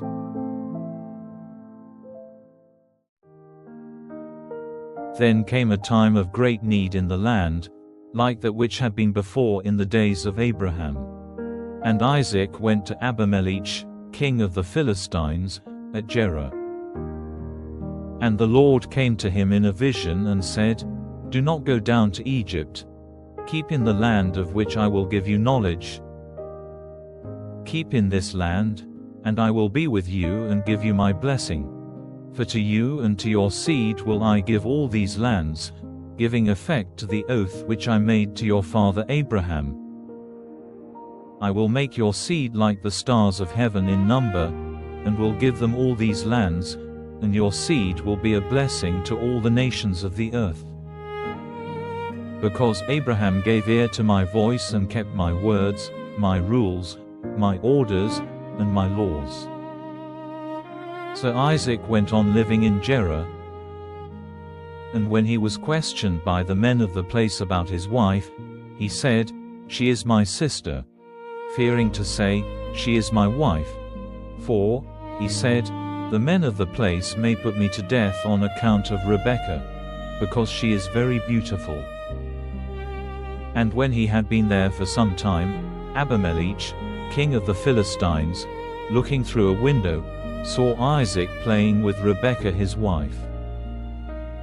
And he said to Isaac, "It is clear that she is your wife. Why then did you say, 'She is my sister'?" And Isaac said, "For fear that I might be put to death because of her." Then Abimelech said, "What have you done to us? One of the people might well have had connection with your wife, and the sin would have been ours." And Abimelech gave orders to his people that anyone touching Isaac or his wife was to be put to death. Now Isaac, planting seed in that land, got in the same year fruit 100 times as much, for the blessing of the Lord was on him. And his wealth became very great, increasing more and more. For he had great wealth of flocks and herds and great numbers of servants, so that the Philistines were full of envy. Now all the water holes, which his father's servants had made in the days of Abraham, had been stopped up with earth by the Philistines. And Abimelech said to Isaac, "Go away from us, for you are stronger than we are." So Isaac went away from there, and put up his tents in the valley of Gerar, making his living place there. And he made again the water holes which had been made in the days of Abraham his father, and which had been stopped up by the Philistines, and he gave them the names which his father had given them. Now Isaac's servants made holes in the valley, and came to a spring of flowing water. But the herdmen of Gerar had a fight with Isaac's herdmen, for they said, "The spring is ours." So he gave the spring the name of Esek, because there was a fight about it. Then they made another water hole, and there was a fight about that, so he gave it the name of Sitnah. Then he went away from there, and made another water hole, about which there was no fighting, so he gave it the name of Rehoboth, for he said, "Now the Lord has made room for us, and we will have fruit in this land." And from there he went on to Beersheba. That night the Lord came to him in a vision, and said, "I am the God of your father Abraham. Have no fear, for I am with you, blessing you, and your seed will be increased because of my servant Abraham." Then he made an altar there, and gave worship to the name of the Lord, and he put up his tents there, and there his servants made a water hole. And Abimelech had come to him from Gerar, with Ahuzzath his friend and Phicol, the captain of his army. And Isaac said to them, "Why have you come to me, seeing that in your hate for me you sent me away from you?" And they said, "We saw clearly that the Lord was with you. So we said, Let there be an oath between us and you, and let us make an agreement with you, that you will do us no damage, even as we put no hand on you, and did you nothing but good, and sent you away in peace. And now the blessing of the Lord is on you." Then he made a feast for them, and they all had food and drink. And early in the morning they took an oath one to the other. Then Isaac sent him away, and they went on their way in peace. And that day Isaac's servants came to him and gave him word of the water hole which they had made, and said to him, "We have come to water." And he gave it the name of Sheba, so the name of that town is Beersheba to this day. And when Esau was 40 years old, he took as his wives Judith, the daughter of Beeri the Hittite, and Basemath, the daughter of Elon the Hittite. And Isaac and Rebekah had grief of mind because of them.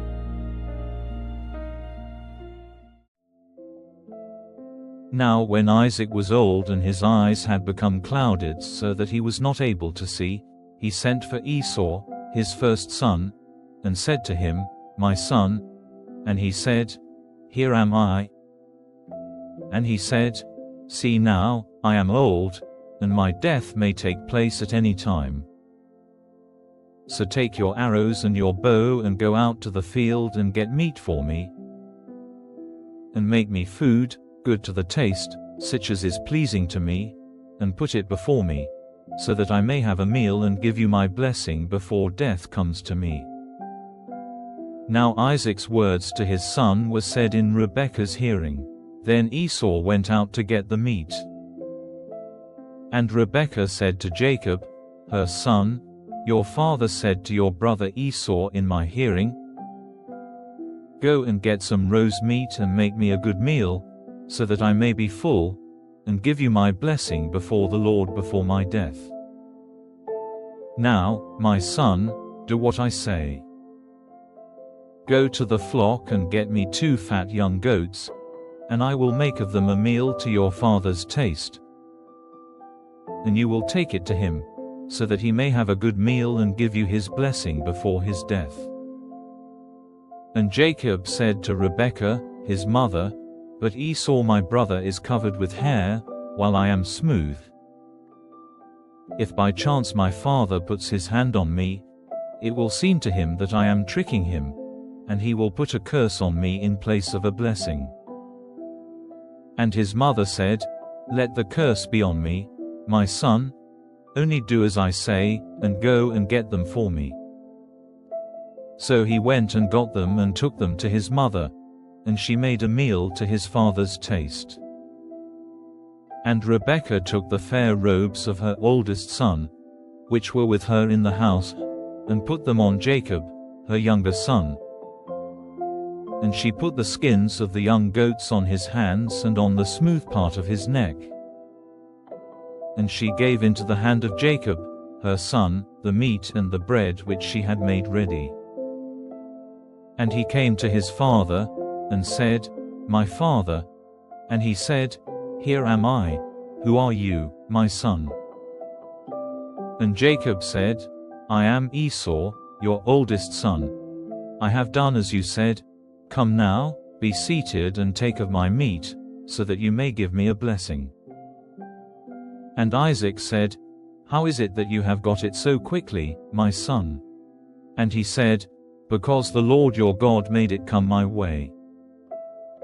And Isaac said, Come near so that I may put my hand on you, my son, and see if you are truly my son Esau or not. And Jacob went near his father Isaac, and he put his hands on him. And he said, The voice is Jacob's voice, but the hands are the hands of Esau. And he did not make out who he was, because his hands were covered with hair like his brother Esau's hands, so he gave him a blessing. And he said, Are you truly my son Esau? And he said, I am. And he said, Put it before me and I will take of my son's meat, so that I may give you a blessing. And he put it before him and he took it. And he gave him wine, and he had a drink. And his father Isaac said to him, Come near now, my son, and give me a kiss. And he came near and gave him a kiss, and smelling the smell of his clothing, he gave him a blessing, and said, See, the smell of my son is like the smell of a field on which the blessing of the Lord has come. May God give you the dew of heaven, and the good things of the earth, and grain and wine in full measure. Let peoples be your servants, and nations go down before you. Be lord over your brothers, and let your mother's sons go down before you. A curse be on everyone by whom you are cursed, and a blessing on those who give you a blessing. And when Isaac had come to the end of blessing Jacob, and Jacob had not long gone away from Isaac his father, Esau came in from the field. And he made ready a meal, good to the taste, and took it to his father, and said to him, Let my father get up and take of his son's meat, so that you may give me a blessing. And Isaac his father said to him, Who are you? And he said, I am your oldest son, Esau. And in great fear Isaac said, Who then is he who got meat and put it before me? And I took it all before you came, and gave him a blessing, and his it will be.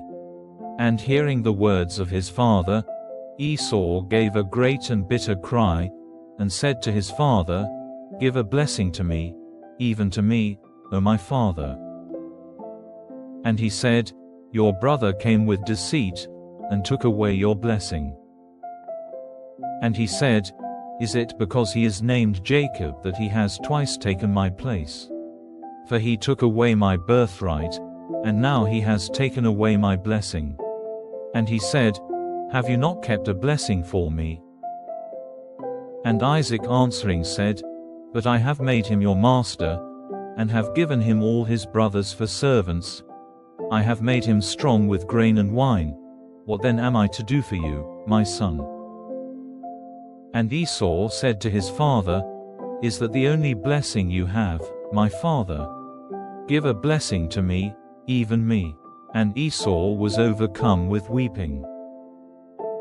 Then Isaac his father made answer and said to him, Far from the fertile places of the earth, and far from the dew of heaven on high will your living place be. By your sword will you get your living, and you will be your brother's servant. But when your power is increased, his yoke will be broken from off your neck. So Esau was full of hate for Jacob because of his father's blessing. And he said in his heart, The days of weeping for my father are near. Then I will put my brother Jacob to death. Then Rebekah, hearing what Esau had said, sent for Jacob, her younger son, and said to him, "It seems that your brother Esau is purposing to put you to death. So now, my son, do what I say. Go quickly to Haran, to my brother Laban, and be there with him for a little time, till your brother's wrath is turned away, till the memory of what you have done to him is past and he is no longer angry. Then I will send word for you to come back. Are the two of you to be taken from me in one day?" Then Rebekah said to Isaac, "My life is a weariness to me because of the daughters of Heth. If Jacob takes a wife from among the daughters of Heth, such as these, the women of this land, of what use will my life be to me?"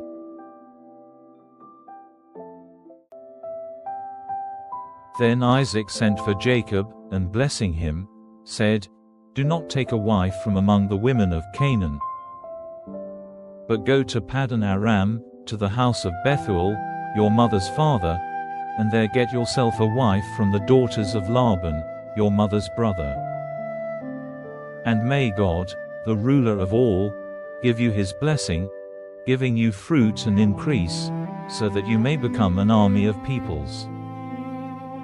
And may God give you the blessing of Abraham, to you and to your seed, so that the land of your wanderings, which God gave to Abraham, may be your heritage." So Isaac sent Jacob away, and he went to Paddan Aram, to Laban, son of Bethuel the Aramean, the brother of Rebekah, the mother of Jacob and Esau. So when Esau saw that Isaac had given Jacob his blessing, and sent him away to Paddan Aram to get a wife for himself there, blessing him and saying to him, "Do not take a wife from among the women of Canaan," and that Jacob had done as his father and mother said and had gone to Paddan Aram, it was clear to Esau that his father had no love for the women of Canaan. So Esau went to Ishmael and took Mahalath, the daughter of Abraham's son Ishmael, the sister of Nebaioth, to be his wife in addition to the wives he had. So Jacob went out from Beer-sheba to go to Haran. And coming to a certain place, he made it his resting place for the night, for the sun had gone down. And he took one of the stones which were there, and putting it under his head he went to sleep in that place. And he had a dream, and in his dream he saw steps stretching from earth to heaven, and the angels of God were going up and down on them. And he saw the Lord by his side, saying, "I am the Lord, the God of Abraham your father, and the God of Isaac. I will give to you and to your seed this land on which you are sleeping. Your seed will be like the dust of the earth, covering all the land to the west and to the east, to the north and to the south. You and your seed will be a name of blessing to all the families of the earth. And truly, I will be with you, and will keep you wherever you go, guiding you back again to this land. And I will not give you up till I have done what I have said to you." And Jacob, awaking from his sleep, said, "Truly, the Lord is in this place and I was not conscious of it." And fear came on him, and he said, "This is a holy place. This is nothing less than the house of God and the doorway of heaven." And early in the morning Jacob took the stone which had been under his head, and put it up as a pillar and put oil on it. And he gave that place the name of Bethel, but before that time the town was named Luz. Then Jacob took an oath, and said, "If God will be with me, and keep me safe on my journey, and give me food and clothing to put on, so that I come again to my father's house in peace, then I will take the Lord to be my God. And this stone which I have put up for a pillar will be God's house. And of all you give me, I will give a 10th part to you."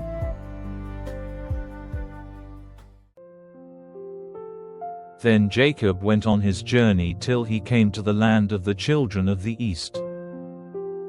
And there he saw a waterhole in a field, and by the side of it 3 flocks of sheep, for there they got water for the sheep, and on the mouth of the waterhole there was a great stone. And all the flocks would come together there, and when the stone had been rolled away, they would give the sheep water, and put the stone back again in its place on the mouth of the waterhole. Then Jacob said to the herdmen, "My brothers, where do you come from?" And they said, "From Haran." And he said to them, "Have you any knowledge of Laban, the son of Nahor?" And they said, "We have." And he said to them, "Is he well?" And they said, "He is well, and here is Rachel his daughter coming with the sheep." Then Jacob said, "The sun is still high and it is not time to get the cattle together. Get water for the sheep and go and give them their food."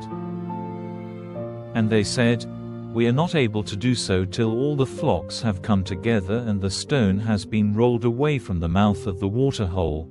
Then we will get water for the sheep." While he was still talking with them, Rachel came with her father's sheep, for she took care of them. Then when Jacob saw Rachel, the daughter of Laban, his mother's brother, coming with Laban's sheep, he came near, and rolling the stone away from the mouth of the hole, he got water for Laban's flock.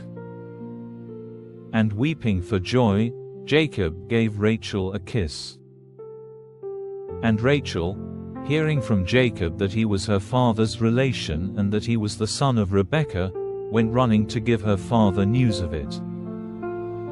And Laban, hearing news of Jacob, his sister's son, came running, and took Jacob in his arms, and kissing him, made him come into his house. And Jacob gave him news of everything. And Laban said to him, "Truly, you are my bone and my flesh." And he kept Jacob with him for the space of a month. Then Laban said to Jacob, "Because you are my brother, are you to be my servant for nothing? Say now, what is your payment to be?" Now Laban had 2 daughters. The name of the older was Leah, and the name of the younger was Rachel. And Leah's eyes were clouded, but Rachel was fair in face and form. And Jacob was in love with Rachel. And he said, "I will be your servant 7 years for Rachel, your younger daughter." And Laban said, "It is better for you to have her than another man. Go on living here with me." And Jacob did 7 years' work for Rachel. And because of his love for her it seemed to him only a very little time. Then Jacob said to Laban, "Give me my wife so that I may have her, for the days are ended." And Laban got together all the men of the place and gave a feast. And in the evening he took Leah, his daughter, and gave her to him, and he went in to her. And Laban gave Zilpah, his servant girl, to Leah, to be her waiting woman. And in the morning Jacob saw that it was Leah. And he said to Laban, "What have you done to me? Was I not working for you so that I might have Rachel? Why have you been false to me?" And Laban said, "In our country we do not let the younger daughter be married before the older. Let the week of the bride feast come to its end, and then we will give you the other in addition, if you will be my servant for another 7 years." And Jacob did so, and when the week was ended, Laban gave him his daughter Rachel for his wife. And Laban gave Rachel his servant girl Bilhah to be her waiting woman. Then Jacob took Rachel as his wife, and his love for her was greater than his love for Leah, and he went on working for Laban for another 7 years. Now the Lord, seeing that Leah was not loved, gave her a child, while Rachel had no children. And Leah was with child, and gave birth to a son to whom she gave the name Reuben, for she said, "The Lord has seen my sorrow, now my husband will have love for me." Then she became with child again, and gave birth to a son, and said, Because it has come to the Lord's ears that I am not loved, he has given me this son in addition. And she gave him the name Simeon. And she was with child again, and gave birth to a son, and said, Now at last my husband will be united to me, because I have given him 3 sons. So he was named Levi. And she was with child again, and gave birth to a son. And she said, This time I will give praise to the Lord. So he was named Judah. After this she had no more children for a time.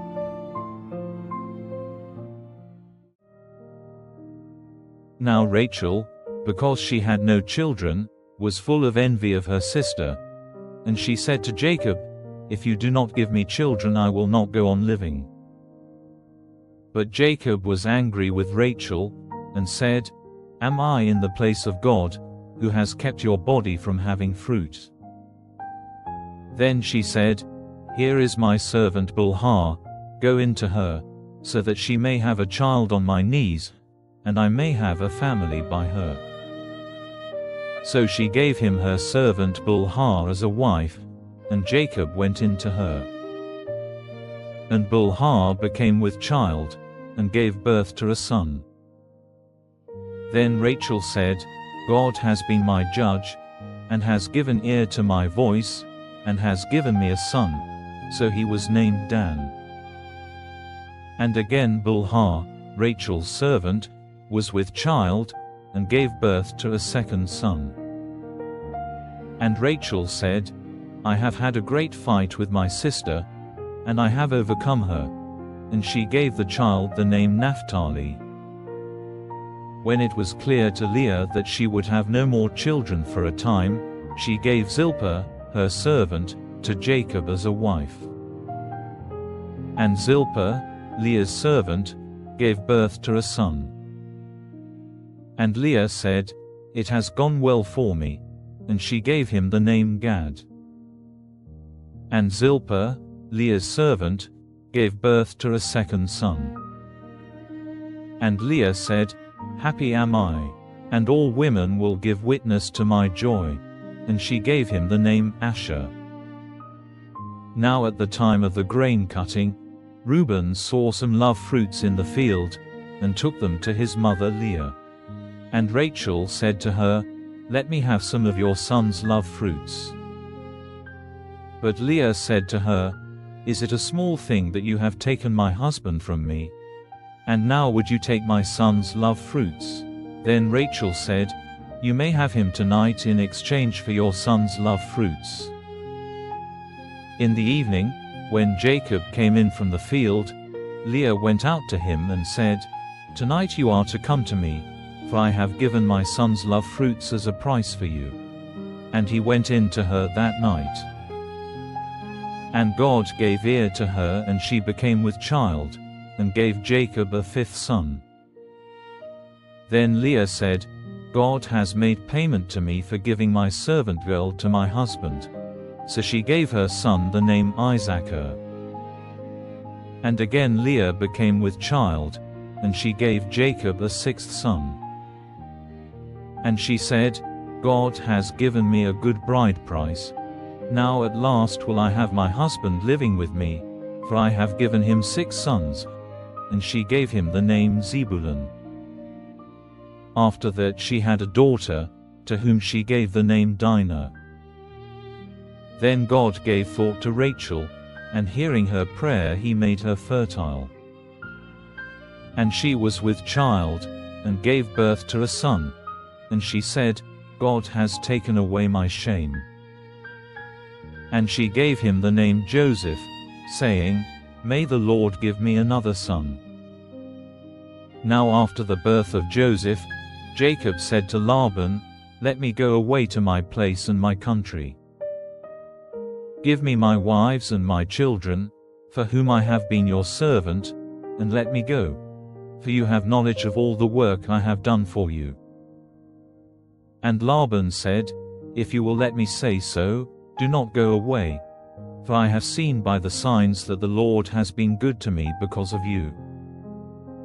Say then what your payment is to be, and I will give it." Then Jacob said, "You have seen what I have done for you, and how your cattle have done well under my care. For before I came you had little, and it has been greatly increased, and the Lord has given you a blessing in everything I have done. But when am I to do something for my family?" And Laban said, "What am I to give you?" And Jacob said, "Do not give me anything, but I will again take up the care of your flock if you will only do this for me. Let me go through all your flock today, taking out from among them all the sheep which are marked or colored or black, and all the marked or colored goats. These will be my payment. And so you will be able to put my honor to the test in time to come. If you see among my flocks any goats which are not marked or colored, or any sheep which is not black, you may take me for a thief." And Laban said, "Let it be as you say." So that day he took all the he-goats which were banded or colored, and all the she-goats which were marked or colored or had white marks, and all the black sheep, and gave them into the care of his sons, and sent them 3 days' journey away, and Jacob took care of the rest of Laban's flock. Then Jacob took young branches of trees, cutting off the skins so that the white wood was seen in bands. And he put the banded sticks in the drinking places where the flock came to get water, and they became with young when they came to the water. And because of this, the flock gave birth to young which were marked with bands of color. These lambs Jacob kept separate, and he put his flock in a place by themselves and not with Laban's flock. And whenever the stronger ones of the flock became with young, Jacob put the sticks in front of them in the drinking places, so that they might become with young when they saw the sticks. But when the flocks were feeble, he did not put the sticks before them, so that the feebler flocks were Laban's and the stronger were Jacob's. So Jacob's wealth was greatly increased. He had great flocks and women servants and men servants and camels and asses.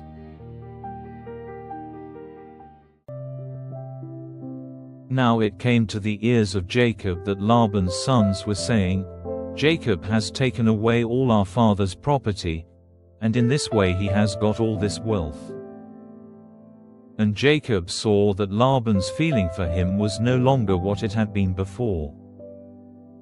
Then the Lord said to Jacob, "Go back to the land of your fathers, and to your relations, and I will be with you." And Jacob sent for Rachel and Leah to come to him in the field among his flock. And he said to them, "It is clear to me that your father's feeling is no longer what it was to me, but the God of my father has been with me. And you have seen how I have done all in my power for your father. But your father has not kept faith with me, and 10 times he has made changes in my payment, but God has kept him from doing me damage. If he said, 'All those in the flock which have marks are to be yours,' then all the flock gave birth to marked young. And if he said, 'All the banded ones are to be yours,' then all the flock had banded young. So God has taken away your father's cattle and has given them to me. And at the time when the flock were with young, I saw in a dream that all the he-goats which were joined with the she-goats were banded and marked and colored. And in my dream the angel of the Lord said to me, 'Jacob,' and I said, 'Here am I.' And he said, 'See how all the he-goats are banded and marked and colored, for I have seen what Laban has done to you. I am the God of Bethel, where you put oil on the pillar and took an oath to me.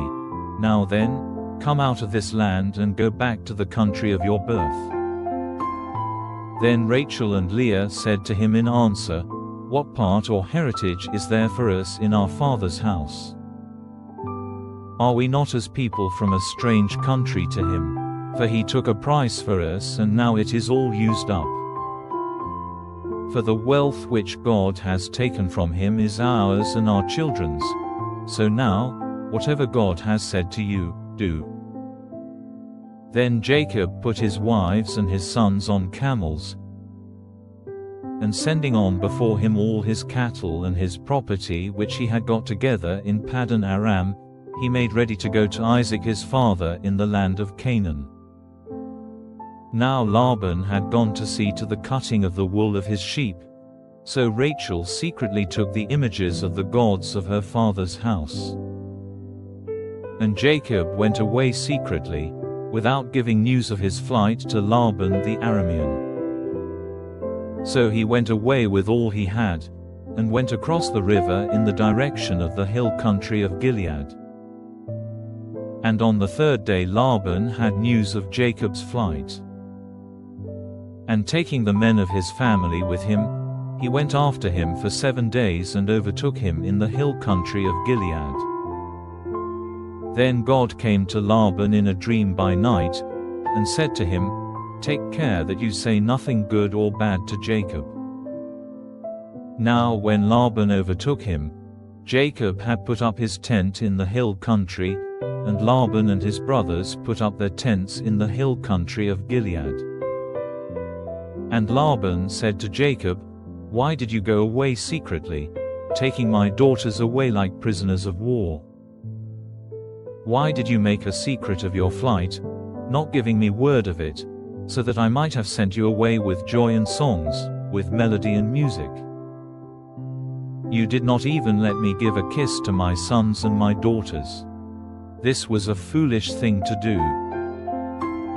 It is in my power to do you damage, but the God of your father came to me this night, saying, 'Take care that you say nothing good or bad to Jacob.' And now, it seems, you are going because your heart's desire is for your father's house. But why have you taken my gods?" And Jacob, in answer, said to Laban, "My fear was that you might take your daughters from me by force. As for your gods, if any one of us has them, let him be put to death. Make search before us all for what is yours, and take it." For Jacob had no knowledge that Rachel had taken them. So Laban went into Jacob's tent and into Leah's tent, and into the tents of the 2 servant women, but they were not there. And he came out of Leah's tent and went into Rachel's. Now Rachel had taken the images, and had put them in the camel's basket, and was seated on them. And Laban, searching through all the tent, did not come across them. And she said to her father, "Let not my lord be angry because I do not get up before you, for I am in the common condition of women." And with all his searching, he did not come across the images. Then Jacob was angry with Laban, and said, "What crime or sin have I done that you have come after me with such passion? Now that you have made search through all my goods, what have you seen which is yours? Make it clear now before my people and your people, so that they may be judges between us. These 20 years I have been with you. Your sheep and your goats have had young without loss, not one of your he-goats have I taken for food. Anything which was wounded by beasts I did not take to you, but myself made up for the loss of it. You made me responsible for whatever was taken by thieves, by day or by night. This was my condition, wasted by heat in the day and by the bitter cold at night, and sleep went from my eyes. These 20 years I have been in your house. I was your servant for 14 years because of your daughters, and for 6 years I kept your flock, and 10 times was my payment changed. If the God of my father, the God of Abraham and the fear of Isaac, had not been with me, you would have sent me away with nothing in my hands. But God has seen my troubles and the work of my hands, and this night he kept you back." Then Laban, answering, said, "These women are my daughters and these children my children, the flocks and all you see are mine. What now may I do for my daughters and for their children?" Come, let us make an agreement, you and I, and let it be for a witness between us." Then Jacob took a stone and put it up as a pillar. And Jacob said to his people, "Get stones together." And they did so, and they had a meal there by the stones. And the name Laban gave it was Jegar-sahadutha, but Jacob gave it the name of Galeed. And Laban said, "These stones are a witness between you and me today." For this reason its name was Galeed.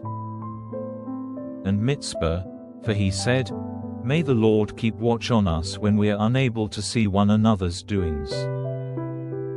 If you are cruel to my daughters, or if you take other wives in addition to my daughters, then though no man is there to see, God will be the witness between us."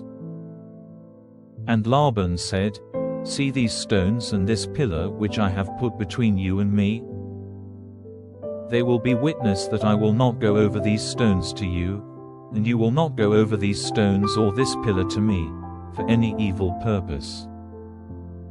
May the God of Abraham and the God of Nahor, the God of their father, be our judge." Then Jacob took an oath by the fear of his father Isaac. And Jacob made an offering on the mountain, and gave orders to his people to take food. So they had a meal and took their rest that night on the mountain. And early in the morning Laban, after kissing and blessing his daughters, went on his way back to his country.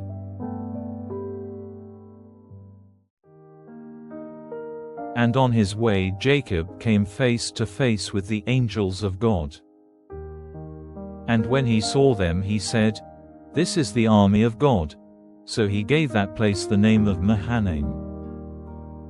Now Jacob sent servants before him to Esau, his brother, in the land of Seir, the country of Edom. And he gave them orders to say these words to Esau, "Your servant Jacob says, Till now I have been living with Laban, and I have oxen and asses and flocks and men servants and women servants. And I have sent to give my Lord news of these things so that I may have grace in his eyes."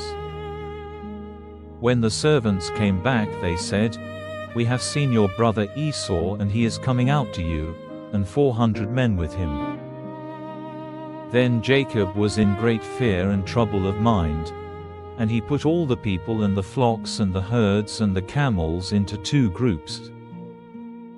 And said, "If Esau, meeting one group, makes an attack on him, the others will get away safely." Then Jacob said, "O God of my father Abraham, the God of my father Isaac, the Lord who said to me, 'Go back to your country and your family and I will be good to you.' I am less than nothing in comparison with all your mercies and your faith to me your servant. For with only my stick in my hand I went across Jordan, and now I have become 2 armies. Be my savior from the hand of Esau, my brother, for my fear is that he will make an attack on me, putting to death mother and child."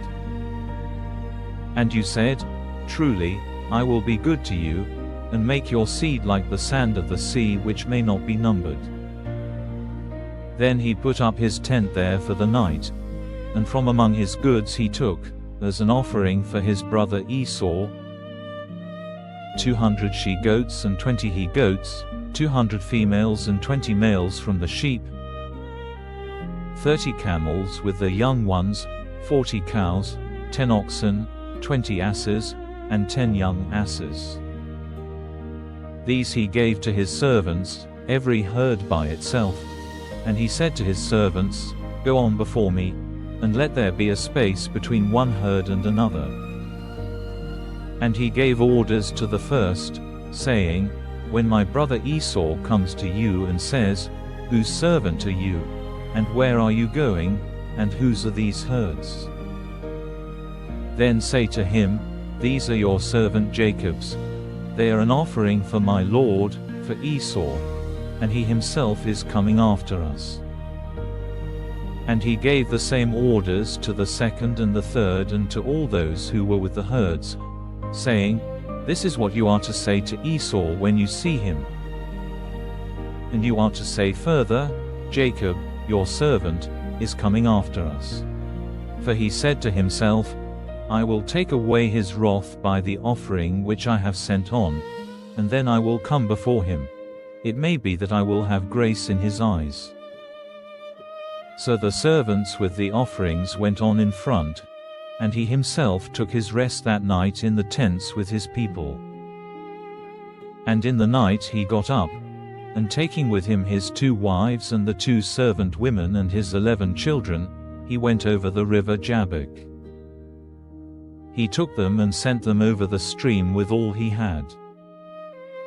Then Jacob was by himself, and a man was fighting with him till dawn. But when the man saw that he was not able to overcome Jacob, he gave him a blow in the hollow part of his leg, so that his leg was damaged. And he said to him, Let me go now, for the dawn is near. But Jacob said, I will not let you go till you have given me your blessing. Then he said, What is your name? And he said, Jacob. And he said, Your name will no longer be Jacob, but Israel, for in your fight with God and with men you have overcome. Then Jacob said, What is your name? And he said, What is my name to you? Then he gave him a blessing. And Jacob gave that place the name of Peniel, saying, I have seen God face to face, and still I am living. And while he was going past Peniel, the sun came up. And he went with unequal steps because of his damaged leg. For this reason the children of Israel, even today, never take that muscle in the hollow of the leg as food, because the hollow of Jacob's leg was touched.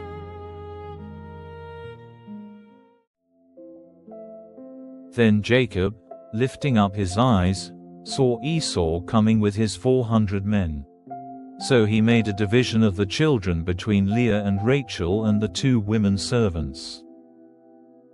He put the servants and their children in front, Leah and her children after them, and Rachel and Joseph at the back. And he himself, going before them, went down on his face to the earth 7 times till he came near his brother. Then Esau came running up to him, and folding him in his arms, gave him a kiss, and the 2 of them were overcome with weeping. Then Esau, lifting up his eyes, saw the women and the children, and said, Who are these with you? And he said, The children whom God in his mercy has given to your servant. Then the servants and their children came near, and went down on their faces. And Leah came near with her children, and then Joseph and Rachel, and they did the same. And he said, What were all those herds which I saw on the way? And Jacob said, They were an offering so that I might have grace in my Lord's eyes. But Esau said, I have enough. Keep what is yours, my brother, for yourself. And Jacob said, Not so. But if I have grace in your eyes, take them as a sign of my love, for I have seen your face as one may see the face of God, and you have been pleased with me. Take my offering then, with my blessing. For God has been very good to me and I have enough. So at his strong request, he took it. And he said, Let us go on our journey together, and I will go in front. But Jacob said, My Lord may see that the children are only small, and there are young ones in my flocks and herds. One day's overdriving will be the destruction of all the flock. Do you, my Lord, go on before your servant. I will come on slowly, at the rate at which the cattle and the children are able to go, till I come to my Lord at Seir. And Esau said, Then keep some of my men with you. And he said, What need is there for that, if my Lord is pleased with me? So Esau, turning back that day, went on his way to Seir. And Jacob went on to Succoth, where he made a house for himself and put up tents for his cattle. For this reason the place was named Succoth. So Jacob came safely from Paddan Aram to the town of Shechem in the land of Canaan, and put up his tents near the town.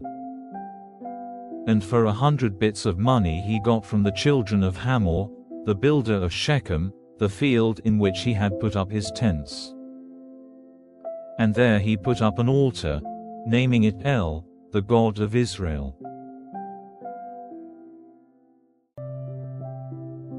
Now Dinah, the daughter whom Leah had by Jacob, went out to see the women of that country. And when Shechem, the son of Hamor the Hivite, who was the chief of that land, saw her, he took her by force and had connection with her. Then his heart went out in love to Dinah, the daughter of Jacob, and he said comforting words to her. And Shechem said to Hamor, his father, "Get me this girl for my wife." Now Jacob had word of what Shechem had done to his daughter, but his sons were in the fields with the cattle, and Jacob said nothing till they came. Then Hamor, the father of Shechem, came out to have a talk with Jacob. Now the sons of Jacob came in from the fields when they had news of it, and they were wounded and very angry because of the shame he had done in Israel by having connection with Jacob's daughter. And they said, "Such a thing is not to be done." But Hamor said to them, "Shechem, my son, is full of desire for your daughter. Will you then give her to him for a wife? And let our two peoples be joined together. Give your daughters to us, and take our daughters for yourselves. Go on living with us, and the country will be open to you. Do trade and get property there." And Shechem said to her father and her brothers, "If you will give ear to my request, whatever you say I will give to you. However great you make the bride price and payment, I will give it. Only let me have the girl for my wife." But the sons of Jacob gave a false answer to Shechem and Hamor his father, because of what had been done to Dinah their sister. And they said, "It is not possible for us to give our sister to one who is without circumcision, for that would be a cause of shame to us. But on this condition only will we come to an agreement with you. If every male among you becomes like us and undergoes circumcision, then we will give our daughters to you and take your daughters to us and go on living with you as one people. But if you will not undergo circumcision as we say, then we will take our daughter and go." And their words were pleasing to Hamor and his son Shechem. And without loss of time the young man did as they said, because he had delight in Jacob's daughter, and he was the noblest of his father's house. Then Hamor and Shechem, his son, went to the meeting place of their town, and said to the men of the town, "It is the desire of these men to be at peace with us. Let them then go on living in this country and doing trade here, for the country is wide open before them. Let us take their daughters as wives and let us give them our daughters. But these men will make an agreement with us to go on living with us and to become one people, only on the condition that every male among us undergoes circumcision as they have done. Then will not their cattle and their goods and all their beasts be ours. So let us come to an agreement with them so that they may go on living with us." Then all the men of the town gave ear to the words of Hamor and Shechem his son, and every male in the town underwent circumcision. But on the third day after, before the wounds were well, two of the sons of Jacob, Simeon and Levi, Dinah's brothers, took their swords and came into the town by surprise and put all the males to death. And Hamor and his son they put to death with the sword, and they took Dinah from Shechem's house and went away. And the sons of Jacob came on him when they were wounded and made waste the town because of what had been done to their sister. They took their flocks and their herds and their asses and everything in their town and in their fields, and all their wealth and all their little ones and their wives. Everything in their houses they took and made them waste. And Jacob said to Simeon and Levi, "You have made trouble for me and given me a bad name among the people of this country, among the Canaanites and the Perizzites. And because we are small in number, they will come together against me and make war on me. And it will be the end of me and all my people." But they said, "Were we to let him make use of our sister as a loose woman?"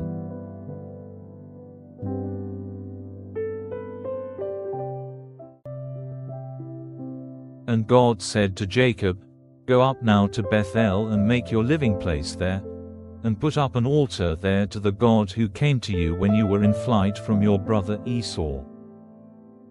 Then Jacob said to all his people, "Put away the strange gods which are among you, and make yourselves clean, and put on a change of clothing. And let us go up to Bethel, and there I will make an altar to God, who gave me an answer in the day of my trouble, and was with me wherever I went." Then they gave to Jacob all the strange gods which they had, and the rings which were in their ears, and Jacob put him away under the holy tree at Shechem. So they went on their journey, and the fear of God was on the towns round about, so that they made no attack on the sons of Jacob. And Jacob came to Luz in the land of Canaan, which is the same as Bethel, he and all his people. And there he made an altar, naming the place El Bethel, because it was there he had the vision of God when he was in flight from his brother. And Deborah, the servant who had taken care of Rebekah from her birth, came to her end, and was put to rest near Bethel, under the holy tree, and they gave it the name of Allon Bachuth. Now when Jacob was on his way from Paddan Aram, God came to him again and, blessing him, said, "Jacob is your name, but it will be so no longer. From now your name will be Israel." So he was named Israel. And God said to him, "I am God, the ruler of all. Be fertile, and have increase. A nation, truly a group of nations, will come from you, and kings will be your offspring. And the land which I gave to Abraham and Isaac, I will give to you, and to your seed after you I will give the land." Then God went up from him in the place where he had been talking with him. And Jacob put up a pillar in the place where he had been talking with God, and put a drink offering on it, and oil. And he gave to the place where God had been talking with him the name of Bethel. So they went on from Bethel. And while they were still some distance from Ephrath, the pains of birth came on Rachel, and she had a hard time. And when her pain was very great, the woman who was helping her said, "Have no fear, for now you will have another son." And in the hour when her life went from her, for death came to her, she gave the child the name Ben-Oni, but his father gave him the name of Benjamin. So Rachel came to her end and was put to rest on the road to Ephrath, which is Bethlehem. And Jacob put up a pillar on her resting place, which is named, the pillar of the resting place of Rachel, to this day. And Israel went journeying on and put up his tents on the other side of the tower of the flock. Now while they were living in that country, Reuben had connection with Bilhah, his father's servant woman, and Israel had news of it. Now Jacob had 12 sons, the sons of Leah: Reuben, Jacob's first son, and Simeon and Levi and Judah and Issachar and Zebulun. The sons of Rachel: Joseph and Benjamin. The sons of Bilhah, Rachel's servant: Dan and Naphtali. The sons of Zilpah, Leah's servant: Gad and Asher. These are the sons whom Jacob had in Paddan Aram. And Jacob came to his father Isaac at Mamre, at Kiriath Arba, that is, Hebron, where Abraham and Isaac had been living. And Isaac was 180 years old. Then Isaac came to his end and was put to rest with his father's people, an old man after a long life, and Jacob and Esau, his sons, put him in his last resting place.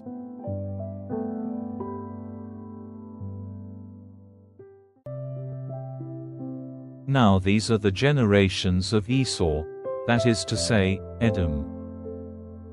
Esau's wives were women of Canaan: Adah, the daughter of Elon the Hittite, and Oholibamah, the daughter of Anna, the daughter of Zibeon the Hivite, and Basemath, Ishmael's daughter, the sister of Nebaioth.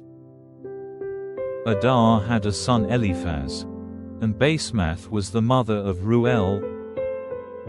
Oholibamah was the mother of Jeush, Jalam, and Korah.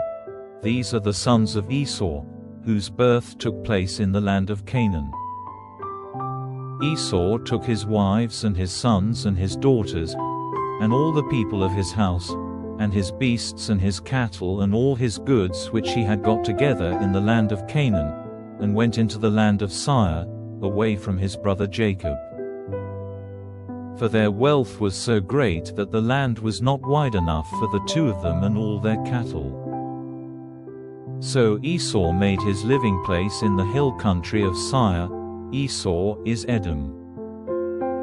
And these are the generations of Esau, the father of the Edomites in the hill country of Seir. These are the names of Esau's sons: Eliphaz, the son of Esau's wife Adah, and Ruel, the son of Esau's wife Basemath. The sons of Eliphaz were Teman, Omar, Zepho, Gatam, and Kenaz. And Eliphaz, the son of Esau, had connection with a woman named Timnah, who gave birth to Amalek. All these were the children of Esau's wife Adah. And these are the sons of Ruel: Nahath, Zerah, Shammah, and Mazah. They were the children of Esau's wife Basemath. And these are the sons of Esau's wife Oholibamah, the daughter of Anna, the daughter of Zibeon. She was the mother of Jeush, Jalam, and Korah. These were the chiefs among the sons of Esau, the sons of Eliphaz, Esau's first son: Teman, Omar, Zepho, Kenaz, Korah, Gatam, Amalek. All these were chiefs in the land of Edom, the offspring of Eliphaz, the seed of Adah. And these are the sons of Esau's son Ruel: Nahath, Zerah, Shammah, Mazah. These were the chiefs of Ruel in the land of Edom, the children of Esau's wife Basemath. And these are the sons of Esau's wife Oholibamah: Jeush, Jalam, and Korah. These were the chiefs who came from Esau's wife Oholibamah, daughter of Anna. These were the sons of Esau, that is, Edom, and these were their chiefs. These are the sons of Seir the Horite who were living in that country: Lotan, Shobal, Zibeon, Anna, Dison, Ezer, and Dishon. These are the chiefs of the Horites, offspring of Seir in the land of Edom. The children of Lotan were Hori and Hemam. Lotan's sister was Timnah. And these are the children of Shobal: Alvan, Manahath, Abal, Shepho, and Onam. And these are the children of Zibeon: Aya and Anna, that same Anna who made the discovery of the water springs in the wasteland, when he was looking after the asses of his father Zibeon. And these are the children of Anna: Dison and Oholibamah his daughter. These are the children of Dison: Hemdan, Eshban, Athran, and Karen. These are the children of Ezer: Bilhan, Zavan, and Akan. These are the children of Dishon, Uzed and Aram. These were the Horite chiefs: Lotan, Shobal, Zibeon, Anna, Dison, Ezer, and Dishon. Such were the Horite chiefs in their order in the land of Seir. And these are the kings who were ruling in the land of Edom before there was any king over the children of Israel.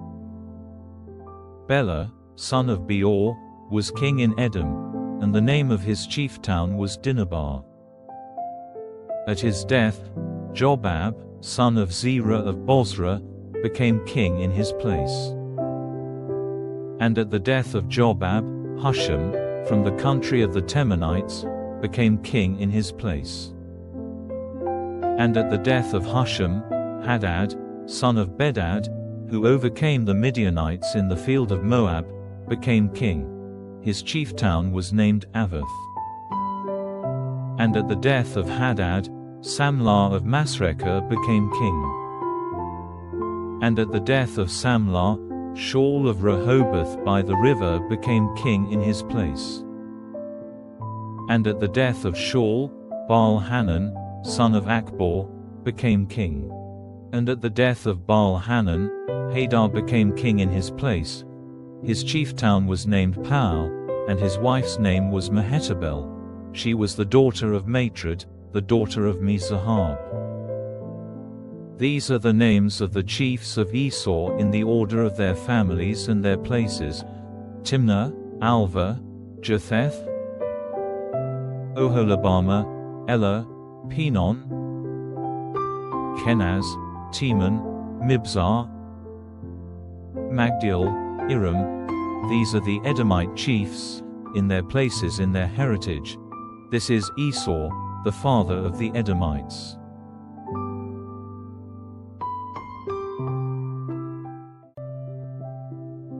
Now Jacob was living in the land where his father had made a place for himself, in the land of Canaan. These are the generations of Jacob. Joseph, a boy 17 years old, was looking after the flock, together with his brothers, the sons of Bilhah and Zilpah, his father's wives. And Joseph gave their father a bad account of them. Now the love which Israel had for Joseph was greater than his love for all his other children, because he got him when he was an old man, and he had a long coat made for him. And because his brothers saw that Joseph was dearer to his father than all the others, they were full of hate for him, and would not say a kind word to him. Now Joseph had a dream, and he gave his brothers an account of it, which made their hate greater than ever. And he said to them, "Let me give you the story of my dream. We were in the field, getting the grain stems together, and my grain kept upright, and yours came round and went down on the earth before mine." And his brothers said to him, "Are you to be our king? Will you have authority over us?" And because of his dream and his words, their hate for him became greater than ever.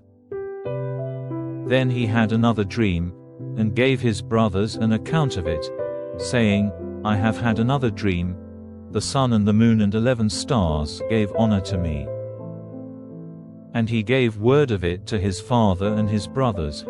But his father protesting said, "What sort of a dream is this? Am I and your mother and your brothers to go down on our faces to the earth before you?" And his brothers were full of envy, but his father kept his words in mind. Now his brothers went to keep watch over their father's flock in Shechem. And Israel said to Joseph, "Are not your brothers with the flock in Shechem? Come, I will send you to them." And he said to him, "Here am I." And he said to him, "Go now, and see if your brothers are well and how the flock is. Then come back and give me word." So he sent him out of the valley of Hebron, and he came to Shechem. And a man saw him wandering in the country, and said to him, "What are you looking for?" And he said, "I am looking for my brothers." Please give me word of where they are keeping their flock." And the man said, "They have gone away from here, for they said in my hearing, 'Let us go to Dothan.'" So Joseph went after them and came up with them at Dothan. But they saw him when he was a long way off, and before he came near them they made a secret design against him to put him to death, saying to one another, "See, here comes this dreamer. Let us now put him to death and put his body into one of these holes, and we will say, 'An evil beast has put him to death.' Then we will see what becomes of his dreams." But Reuben, hearing these words, got him out of their hands, saying, "Let us not take his life. Do not put him to a violent death, but let him be placed in one of the holes." This he said to keep him safe from their hands, with the purpose of taking him back to his father again. So when Joseph came to his brothers, they took off his long coat which he had on. And they took him and put him in the hole. Now the hole had no water in it.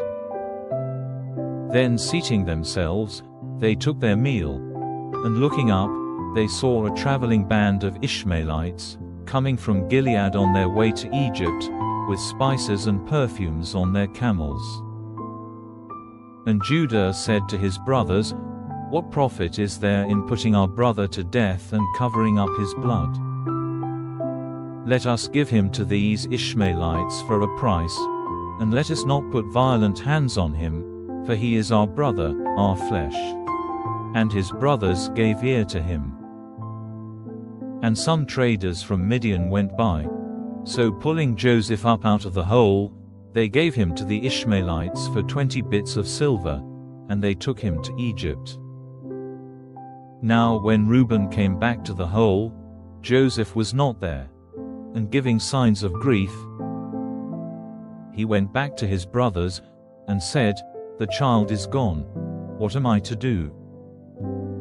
Then they took Joseph's coat, and put on it some of the blood from a young goat which they had put to death. And they took the coat to their father, and said, "We came across this. Is it your son's coat or not?" And he saw that it was, and said, "It is my son's coat. An evil beast has put him to death. Without doubt Joseph has come to a cruel end." Then Jacob, giving signs of grief, put on haircloth, and went on weeping for his son day after day.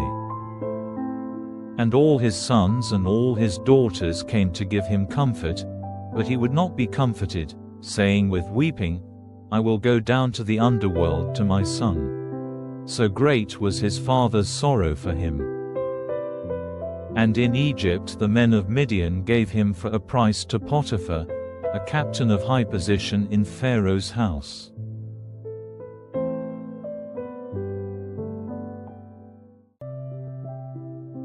Now at that time, Judah went away from his brothers and became the friend of a man of Adullam named Hira. And there he saw the daughter of a certain man of Canaan named Shua, and took her as his wife. And she gave birth to a son, and he gave him the name And again she gave birth to a son, and he gave him the name Onan. Then she had another son, to whom she gave the name Shelah. She was at Chezib when the birth took place.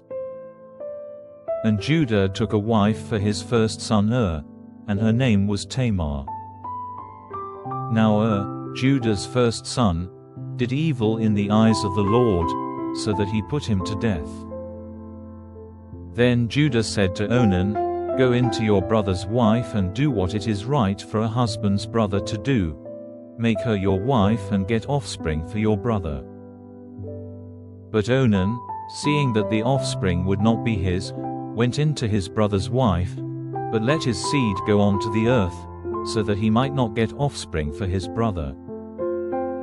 And what he did was evil in the eyes of the Lord, so that he put him to death, like his brother. Then Judah said to Tamar, his daughter-in-law, Go back to your father's house and keep yourself as a widow till my son Shelah becomes a man. For he had in his mind the thought that death might come to him as it had come to his brothers. So Tamar went back to her father's house. And after a time, Bathsheba, Judah's wife, came to her end, and after Judah was comforted for her loss, he went to Timnah, where they were cutting the wool of his sheep, and his friend Hira of Adullam went with him. And when Tamar had news that her father-in-law was going up to Timnah to the wool cutting, she took off her widow's clothing, and covering herself with her veil, she took her seat near Enaim on the road to Timnah, for she saw that Shelah was now a man, but she had not been made his wife. When Judah saw her, he took her to be a loose woman of the town, because her face was covered. And turning to her by the roadside, he said to her, "Let me come in to you." For he had no idea that she was his daughter-in-law. And she said, "What will you give me as my price?" And he said, "I will give you a young goat from the flock." And she said, "What will you give me as a sign till you send it?" And he said, "What would you have?" And she said, "Your ring and its cord and the stick in your hand." So he gave them to her and went in to her, and she became with child by him. Then she got up and went away and took off her veil and put on her widow's clothing.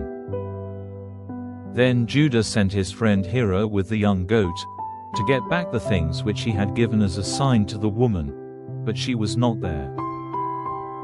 And he put questions to the men of the place, saying, "Where is the loose woman who was in Enaim by the wayside?" And they said, "There was no such woman there." So he went back to Judah, and said, "I have not seen her, and the men of the place say that there is no such woman there." And Judah said, "Let her keep the things, so that we may not be shamed. I sent the young goat, but you did not see the woman." Now about 3 months after this, word came to Judah that Tamar, his daughter-in-law, had been acting like a loose woman and was with child. And Judah said, "Take her out and let her be burned." And while she was being taken out, she sent word to her father-in-law, saying, "The man whose property these things are, is the father of my child. Say then, whose are this ring and this cord and this stick?" Then Judah said openly that they were his, and said, "She is more upright than I am, for I did not give her to Shelah my son." And he had no more connection with her. And when the time came for her to give birth, it was clear that there were 2 children in her body. And while she was in the act of giving birth, one of them put out his hand, and the woman who was with her put a red thread round his hand, saying, "This one came out first."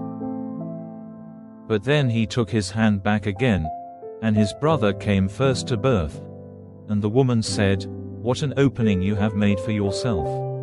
So he was named Perez. And then his brother came out, with the red thread round his hand, and he was named Zerah.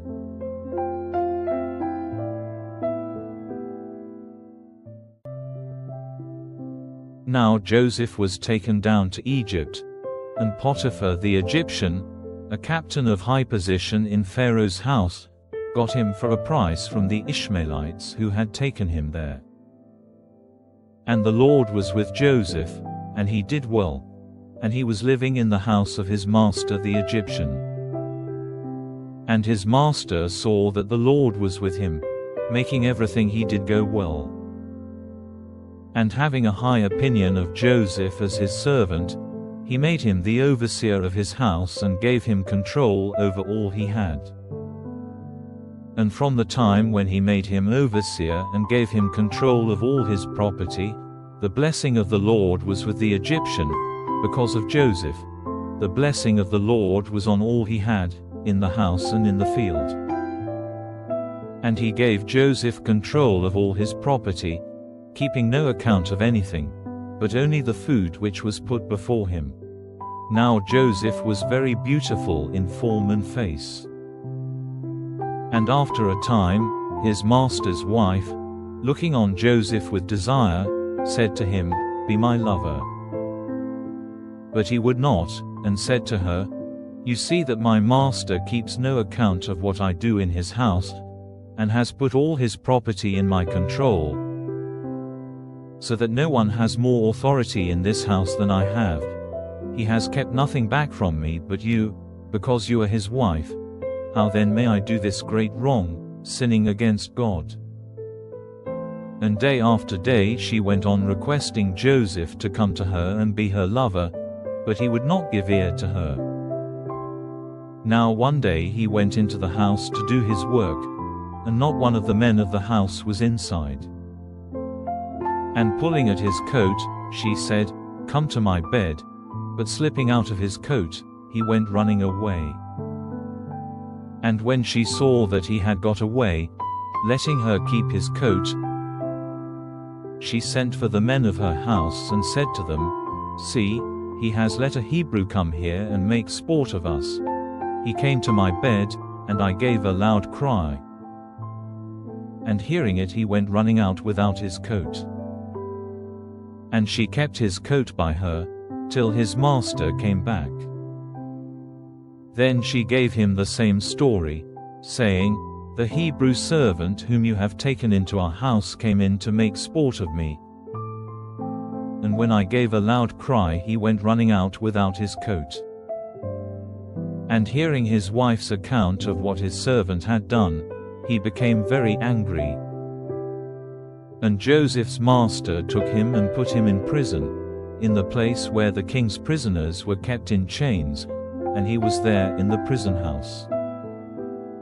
But the Lord was with Joseph, and was good to him, and made the keeper of the prison his friend. And the keeper of the prison put all the prisoners under Joseph's control, and he was responsible for whatever was done there. And the keeper of the prison gave no attention to anything which was under his care, because the Lord was with him, and the Lord made everything he did go well.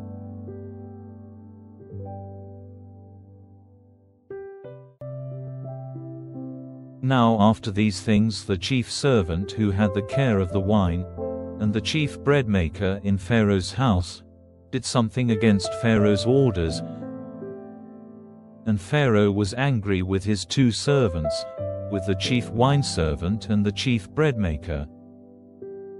And he put them in prison under the care of the captain of the army, in the same prison where Joseph himself was shut up. And the captain put them in Joseph's care, and he did what was needed for them, and they were kept in prison for some time. And these two had a dream on the same night, the chief wine servant and the chief bread maker of the king of Egypt, who were in prison. The two of them had dreams with a special sense. And in the morning when Joseph came to them, he saw that they were looking sad. And he said to the servants of Pharaoh who were in prison with him, "Why are you looking so sad?" Then they said to him, "We have had a dream, and no one is able to give us the sense." And Joseph said, "Does not the sense of dreams come from God?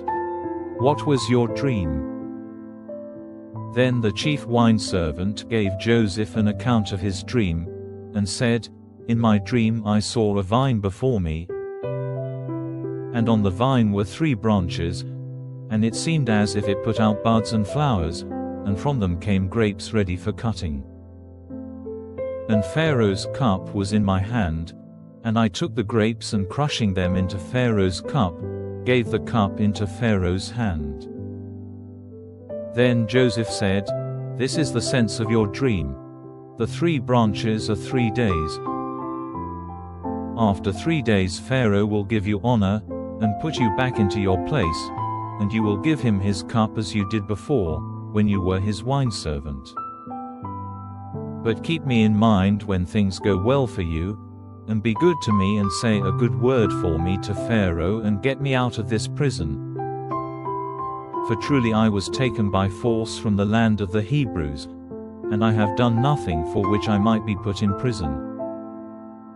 Now when the chief bread maker saw that the first dream had a good sense, he said to Joseph, "I had a dream, and in my dream there were 3 baskets of white bread on my head, and in the top basket were all sorts of cooked meats for Pharaoh, and the birds were taking them out of the baskets on my head." Then Joseph said, "This is the sense of your dream. The 3 baskets are 3 days. After 3 days Pharaoh will take you out of prison, hanging you on a tree, so that your flesh will be food for birds."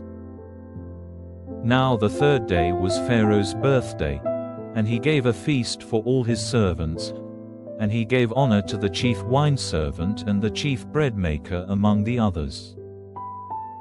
And he put the chief wine servant back in his old place, and he gave the cup into Pharaoh's hand. But the chief bread maker was put to death by hanging, as Joseph had said. But the wine servant did not keep Joseph in mind or give a thought to him.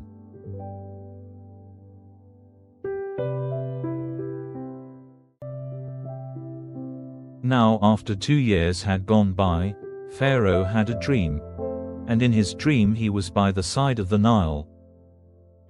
And out of the Nile came 7 cows, good-looking and fat, and their food was the river grass.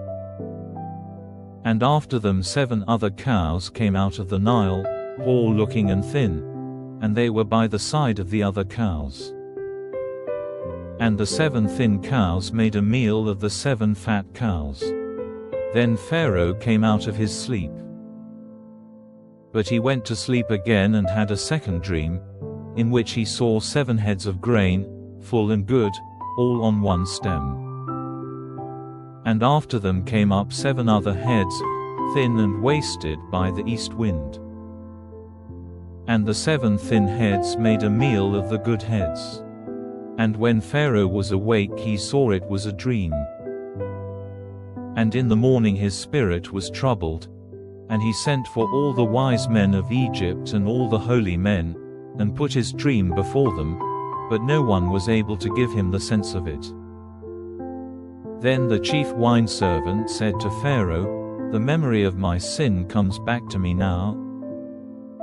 Pharaoh had been angry with his servants, and had put me in prison in the house of the captain of the army, together with the chief bread maker. And we had a dream on the same night, the 2 of us, and the dreams had a special sense. And there was with us a young Hebrew, the captain's servant, and when we put our dreams before him, he gave us the sense of them. And it came about as he said, I was put back in my place, and the bread maker was put to death by hanging. Then Pharaoh sent for Joseph, and they took him quickly out of prison, and when his hair had been cut and his dress changed, he came before Pharaoh.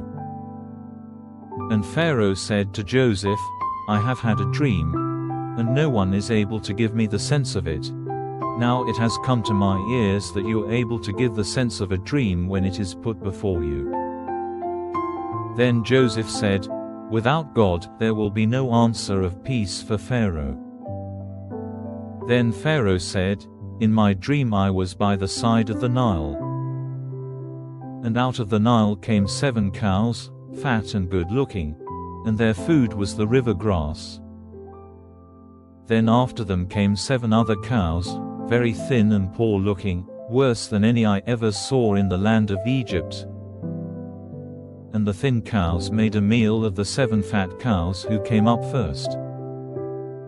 And even with the fat cows inside him they seemed as bad as before. And so I came out of my sleep. And again in a dream I saw 7 heads of grain, full and good, coming up on one stem.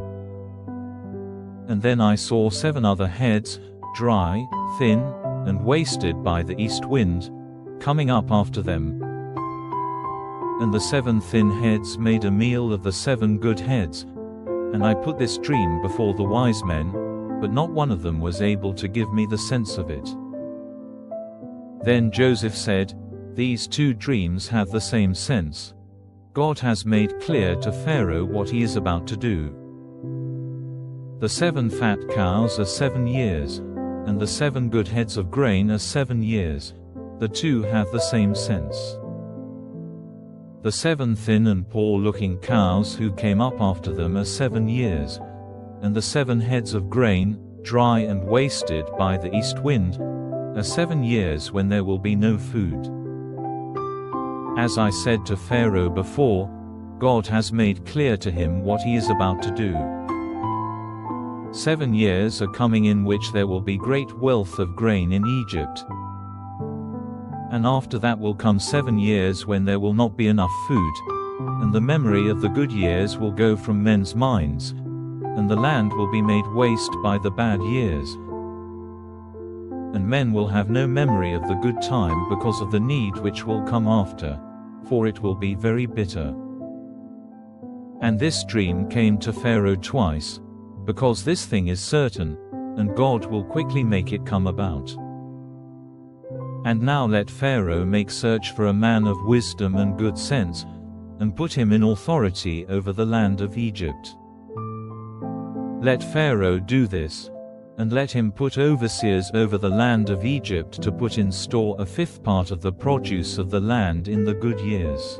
And let them get together all the food in those good years and make a store of grain under Pharaoh's control for the use of the towns, and let them keep it. And let that food be kept in store for the land till the 7 bad years which are to come in Egypt, so that the land may not come to destruction through need of food. And this seemed good to Pharaoh and to all his servants. Then Pharaoh said to his servants, "Where may we get such a man as this, a man in whom is the Spirit of God?"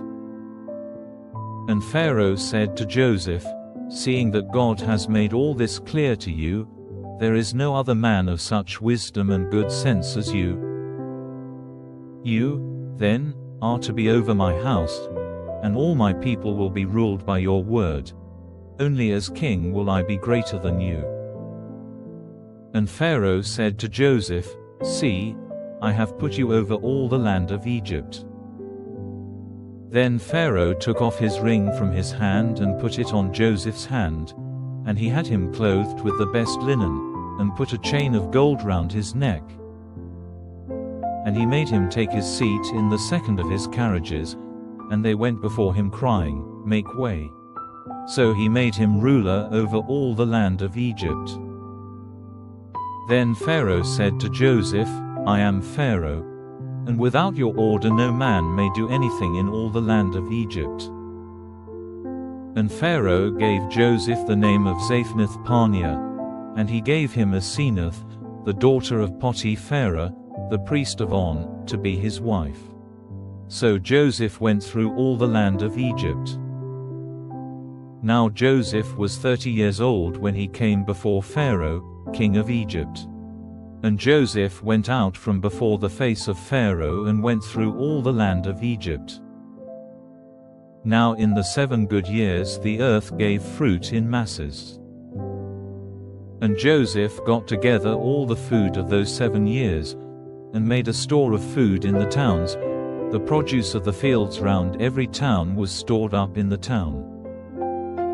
So he got together a store of grain like the sand of the sea, so great a store that after a time he gave up measuring it, for it might not be measured. And before the time of need, Joseph had 2 sons, to whom Asenath, the daughter of Potiphera, priest of On, gave birth.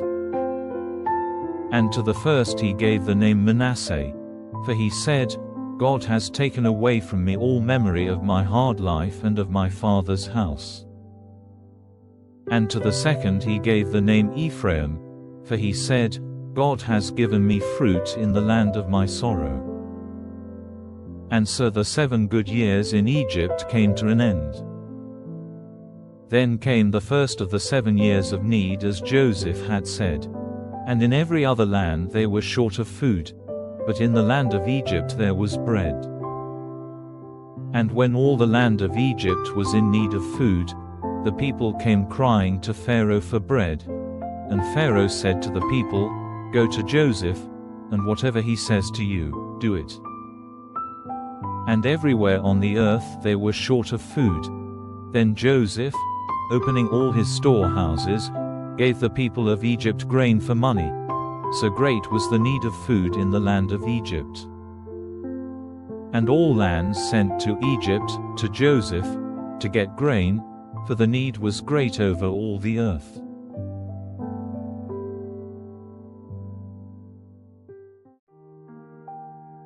Now Jacob, hearing that there was grain in Egypt, said to his sons, "Why are you looking at one another?" And he said, "I have had news that there is grain in Egypt. Go down there and get grain for us, so that life and not death may be ours." So Joseph's 10 brothers went down to get grain from Egypt. But Jacob did not send Benjamin, Joseph's brother, with him, for fear, as he said, that some evil might come to him. And the sons of Israel came with all the others to get grain, for they were very short of food in the land of Canaan. Now Joseph was ruler over all the land, and it was he who gave out the grain to all the people of the land. And Joseph's brothers came before him and went down on their faces to the earth. And when Joseph saw his brothers, it was clear to him who they were, but he made himself strange to them, and talking roughly to them, said, "Where do you come from?" And they said, "From the land of Canaan, to get food." Now though Joseph saw that these were his brothers, they had no idea who he was. Then the memory of his dreams about them came back to Joseph, and he said to them, "You have come secretly to see how poor the land is." And they said to him, "Not so, my lord. Your servants have come with money to get food. We are all one man's sons, we are true men. We have not come with any secret purpose." And he said to them, "No, but you have come to see how poor the land is." Then they said, "We your servants are 12 brothers, sons of one man in the land of Canaan. The youngest of us is now with our father, and one is dead." And Joseph said, "It is as I said. You have come with some secret purpose. But in this way will you be put to the test. By the life of Pharaoh, you will not go away from this place till your youngest brother comes here. Send one of your number to get your brother, and the rest of you will be kept in prison, so that your words may be tested to see if you are true. If not, by the life of Pharaoh, your purpose is certainly secret." So he put them in prison for 3 days. And on the 3rd day Joseph said to them, "Do this, if you would keep your lives, for I am a God-fearing man. If you are true men, let one of you be kept in prison, while you go and take grain for the needs of your families. And come back to me with your youngest brother, so that your words may be seen to be true, and you will not be put to death. This is what you are to do." And they said to one another, "Truly, we did wrong to our brother, for we saw his grief of mind, and we did not give ear to his prayers. That is why this trouble has come on us." And Reuben said to them, "Did I not say to you, do the child no wrong?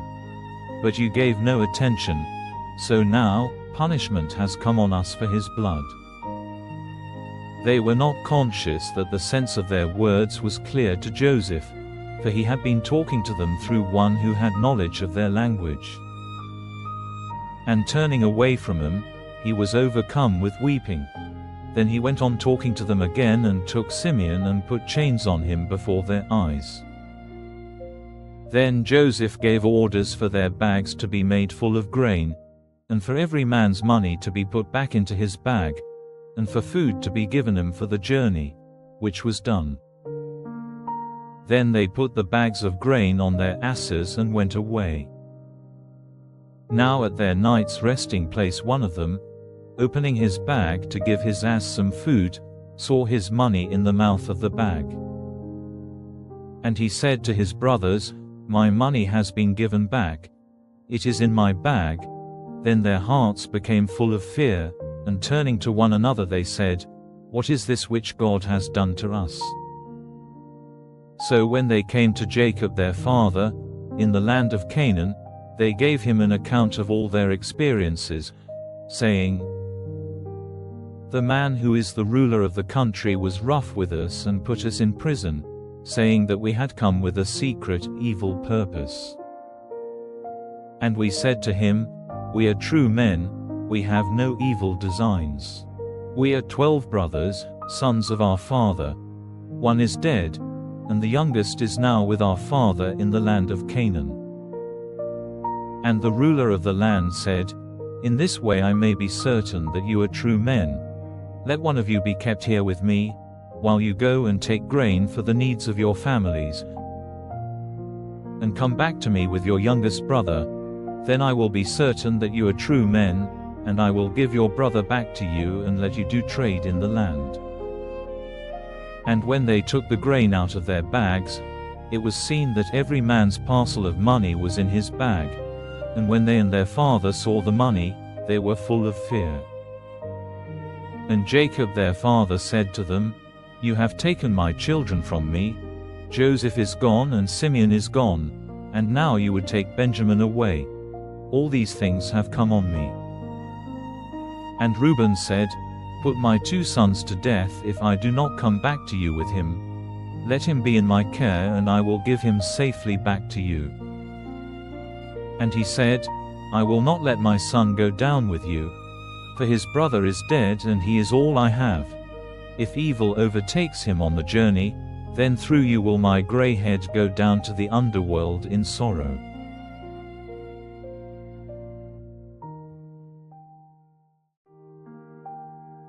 Now the land was in bitter need of food. And when the grain which they had got in Egypt was all used up, their father said to them, "Go again and get us a little food." And Judah said to him, "The man said to us with an oath, 'You are not to come before me again without your brother. If you will let our brother go with us, we will go down and get food. But if you will not send him, we will not go down, for the man said to us, "You are not to come before me if your brother is not with you." And Israel said, "Why were you so cruel to me as to say to him that you had a brother?" And they said, "The man put a number of questions to us about ourselves and our family, saying, 'Is your father still living? Have you another brother?' And we had to give him answers. How were we to have any idea that he would say, 'Come back with your brother'?" Then Judah said to Israel, his father, "Send the boy with me, and let us be up and going, so that we and you and our little ones may not come to destruction. Put him into my care and make me responsible for him. If I do not give him safely back to you, let mine be the sin forever." Truly, if we had not let the time go by, we might have come back again by now. Then their father Israel said to them, "If it has to be so, then do this. Take of the best fruits of the land in your vessels to give the man, perfumes and honey and spices and nuts. And take twice as much money with you. That is to say, take back the money which was put in your bags, for it may have been an error. And take your brother and go back to the man. And may God, the ruler of all, give you mercy before the man, so that he may give you back your other brother and Benjamin. If my children are to be taken from me, there is no help for it." So they took what their father said for the man, and twice as much money in their hands, and Benjamin, and went on their journey to Egypt, and came before Joseph. And when Joseph saw Benjamin, he said to his chief servant, "Take these men into my house, and make ready a meal, for they will take food with me in the middle of the day." And the servant did as Joseph said, and took the men into Joseph's house. Now the men were full of fear because they had been taken into Joseph's house, and they said, "It is because of the money which was put back in our bags the first time. He is looking for something against us, so that he may come down on us and take us and our asses for his use." So they went up to Joseph's chief servant at the door of the house and said, "O my lord, we only came down the first time to get food. And when we came to our night's resting place, on opening our bags we saw that every man's money was in the mouth of his bag, all our money in full weight, and we have it with us to give it back, as well as more money, with which to get food.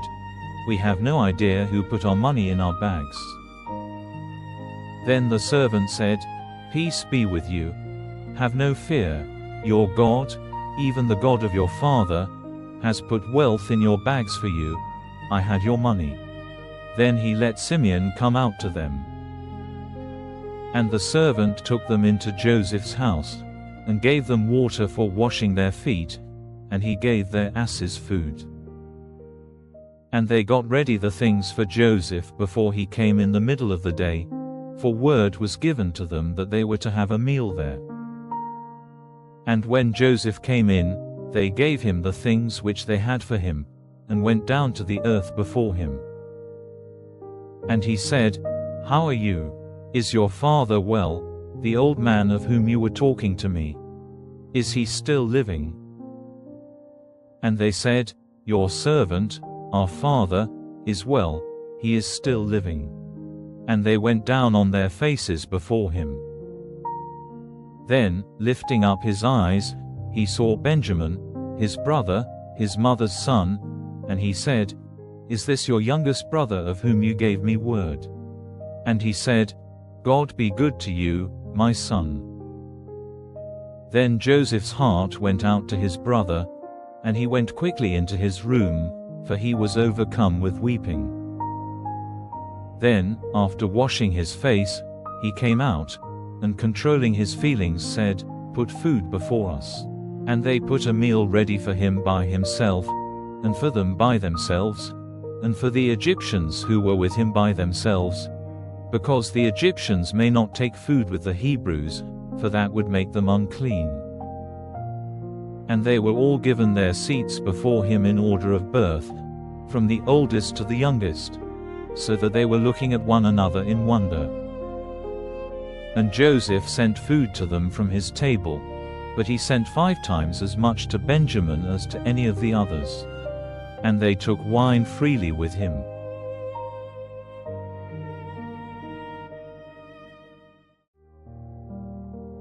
Then he gave orders to the servant who was over his house, saying, "Put as much food into the men's bags as will go into them, and put every man's money in the mouth of his bag.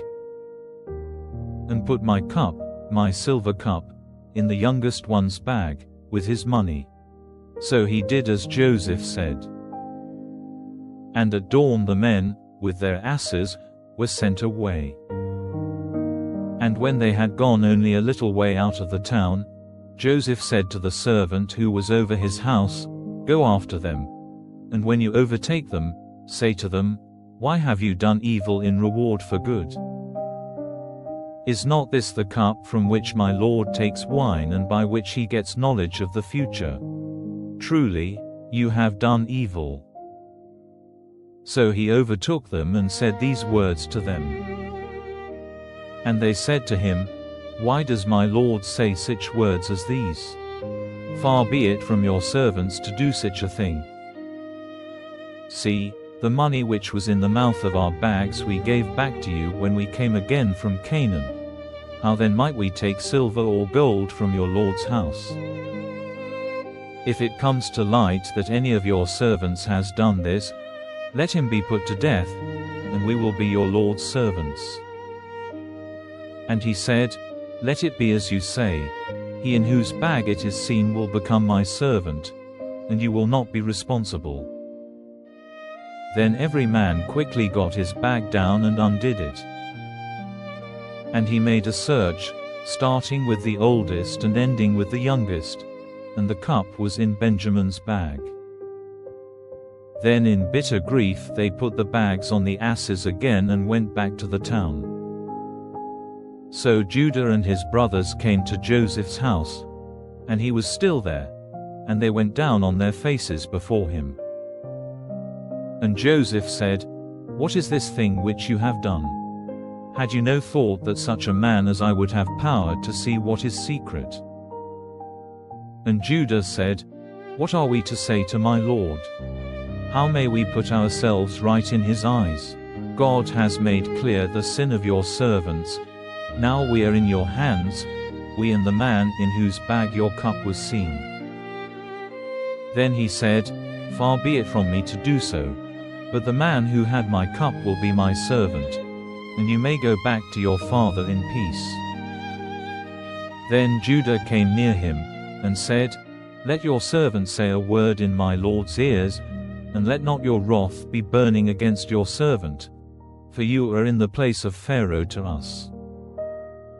My lord said to his servants, "Have you a father or a brother?" And we said to my lord, "We have an old father and a young child, whom he had when he was old. His brother is dead, and he is the only son of his mother, and is very dear to his father." And you said to your servants, "Let him come down to me with you, so that I may see him." And we said to my lord, "His father will not let him go, for if he went away his father would come to his death." But you said to your servants, "If your youngest brother does not come with you, you will not see my face again."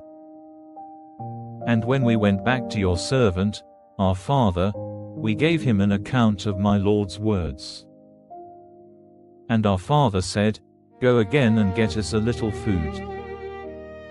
And we said, "Only if our youngest brother goes with us will we go down, for we may not see the man's face again if our youngest brother is not with us." And our father said to us, "You have knowledge that my wife gave me 2 sons. The one went away from me, and I said, 'Truly he has come to a violent death,' and from that time I have not seen him. If now you take this one from me, and some evil comes to him, you will make my gray head go down in sorrow to the underworld. If then I go back to your servant, my father, without the boy, because his life and the boy's life are one, when he sees that the boy is not with us, he will come to his death, and our father's gray head will go down in sorrow to the underworld. For I made myself responsible for the boy to my father, saying, 'If I do not give him safely back to you, let mine be the sin forever.' So now let me be my Lord's servant here in place of the boy, and let him go back with his brothers. For how may I go back to my father without the boy, and see the evil which will come on my father?"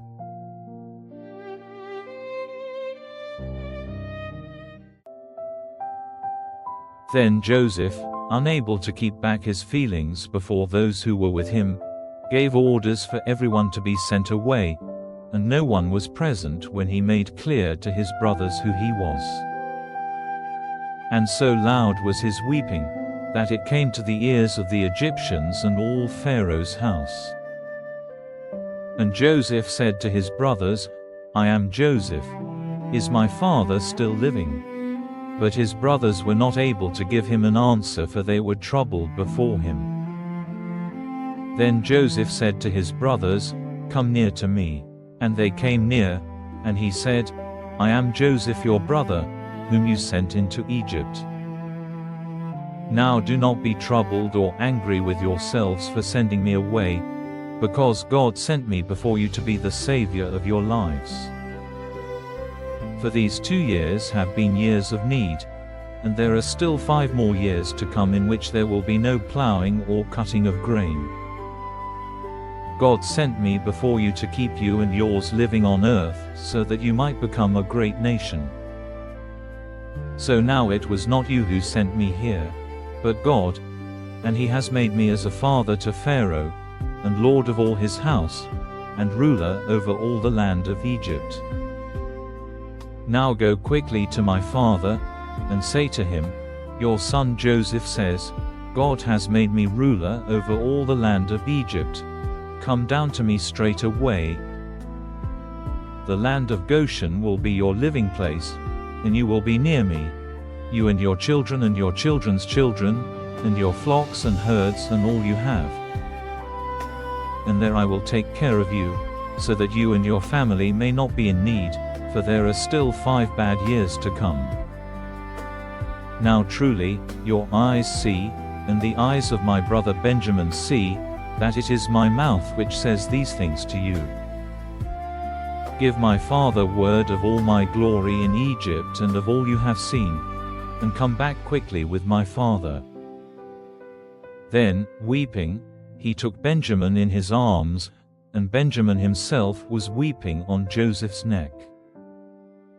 Then he gave a kiss to all his brothers, weeping over them, and after that his brothers had no fear of talking to him.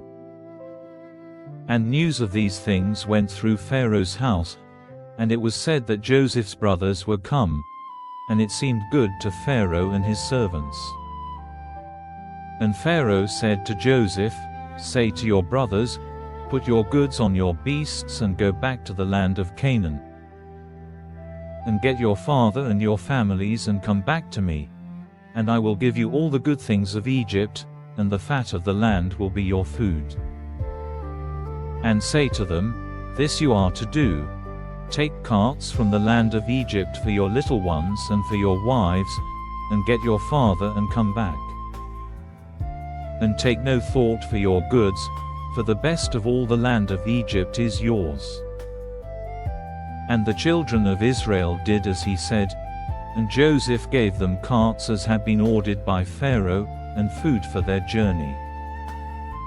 To every one of them he gave 3 changes of clothing. But to Benjamin he gave 300 bits of silver and 5 changes of clothing. And to his father he sent 10 asses with good things from Egypt on their backs, and 10 she-asses with grain and bread and food for his father on the journey. And he sent his brothers on their way, and said to them, See that you have no argument on the road. So they went up from Egypt and came to the land of Canaan, to their father Jacob. And they said to him, Joseph is living, and is ruler over all the land of Egypt. And at this word Jacob was quite overcome, for he had no faith in it. And they gave him an account of everything Joseph had said to them. And when he saw the carts which Joseph had sent for them, his spirit came back to him. And Israel said, It is enough. Joseph my son is still living. I will go and see him before my death.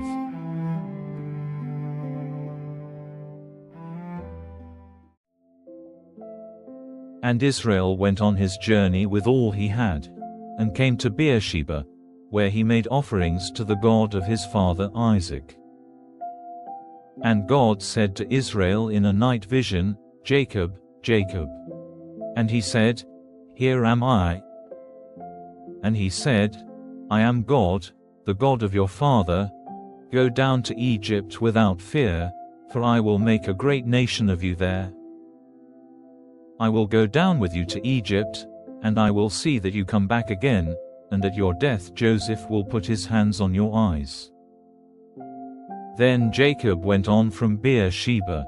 And the sons of Jacob took their father and their little ones and their wives in the carts which Pharaoh had sent for them.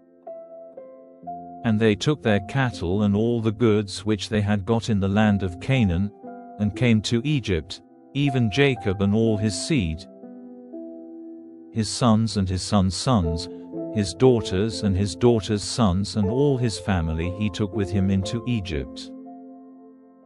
And these are the names of the children of Israel who came into Egypt, even Jacob and all his sons: Reuben, Jacob's oldest son. And the sons of Reuben, Hanok and Palu and Hezron and Carmi. And the sons of Simeon, Jemuel and Jamin and Ohad and Jachin and Zohar and Shaul, the son of a woman of Canaan. And the sons of Levi, Gershon, Kohath, and Merari, and the sons of Judah, and Onan and Shelah and Perez and Zerah. But and Onan had come to their death in the land of Canaan, and the sons of Perez were Hezron and Hamul. And the sons of Issachar, Tola and Puah and Job and Shimron.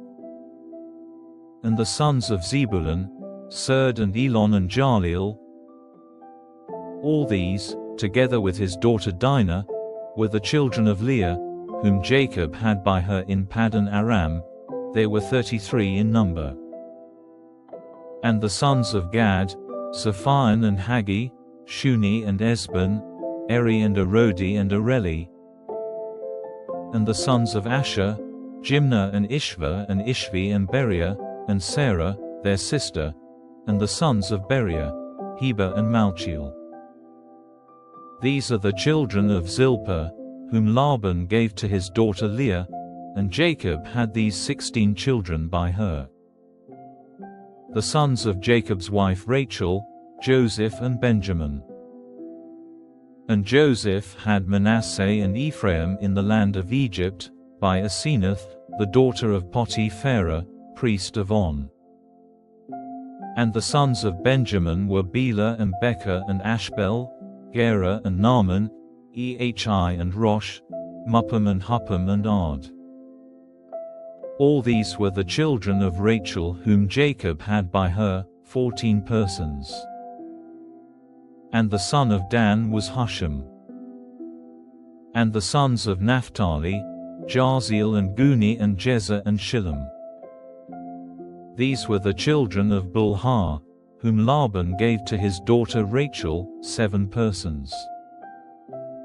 All the persons who came with Jacob into Egypt, the offspring of his body, were 66, without taking into account the wives of Jacob's sons. And the sons of Joseph whom he had in Egypt were 70 persons of the family of Jacob came into Egypt. Now he had sent Judah before him to Goshen, to get word from Joseph, and so they came to the land of Goshen. And Joseph got his carriage ready and went to Goshen for the meeting with his father, and when he came before him, he put his arms round his neck, weeping. And Israel said to Joseph, "Now that I have seen you living again, I am ready for death." And Joseph said to his brothers and to his father's people, "I will go and give the news to Pharaoh, and say to him, My brothers and my father's people, from the land of Canaan, have come to me. And these men are keepers of sheep and owners of cattle, and have with them their flocks and their herds and all they have. Now when Pharaoh sends for you and says, What is your business? You are to say, Your servants have been keepers of cattle from our early days up to now, like our fathers. In this way you will be able to have the land of Goshen for yourselves, because keepers of sheep are unclean in the eyes of the Egyptians."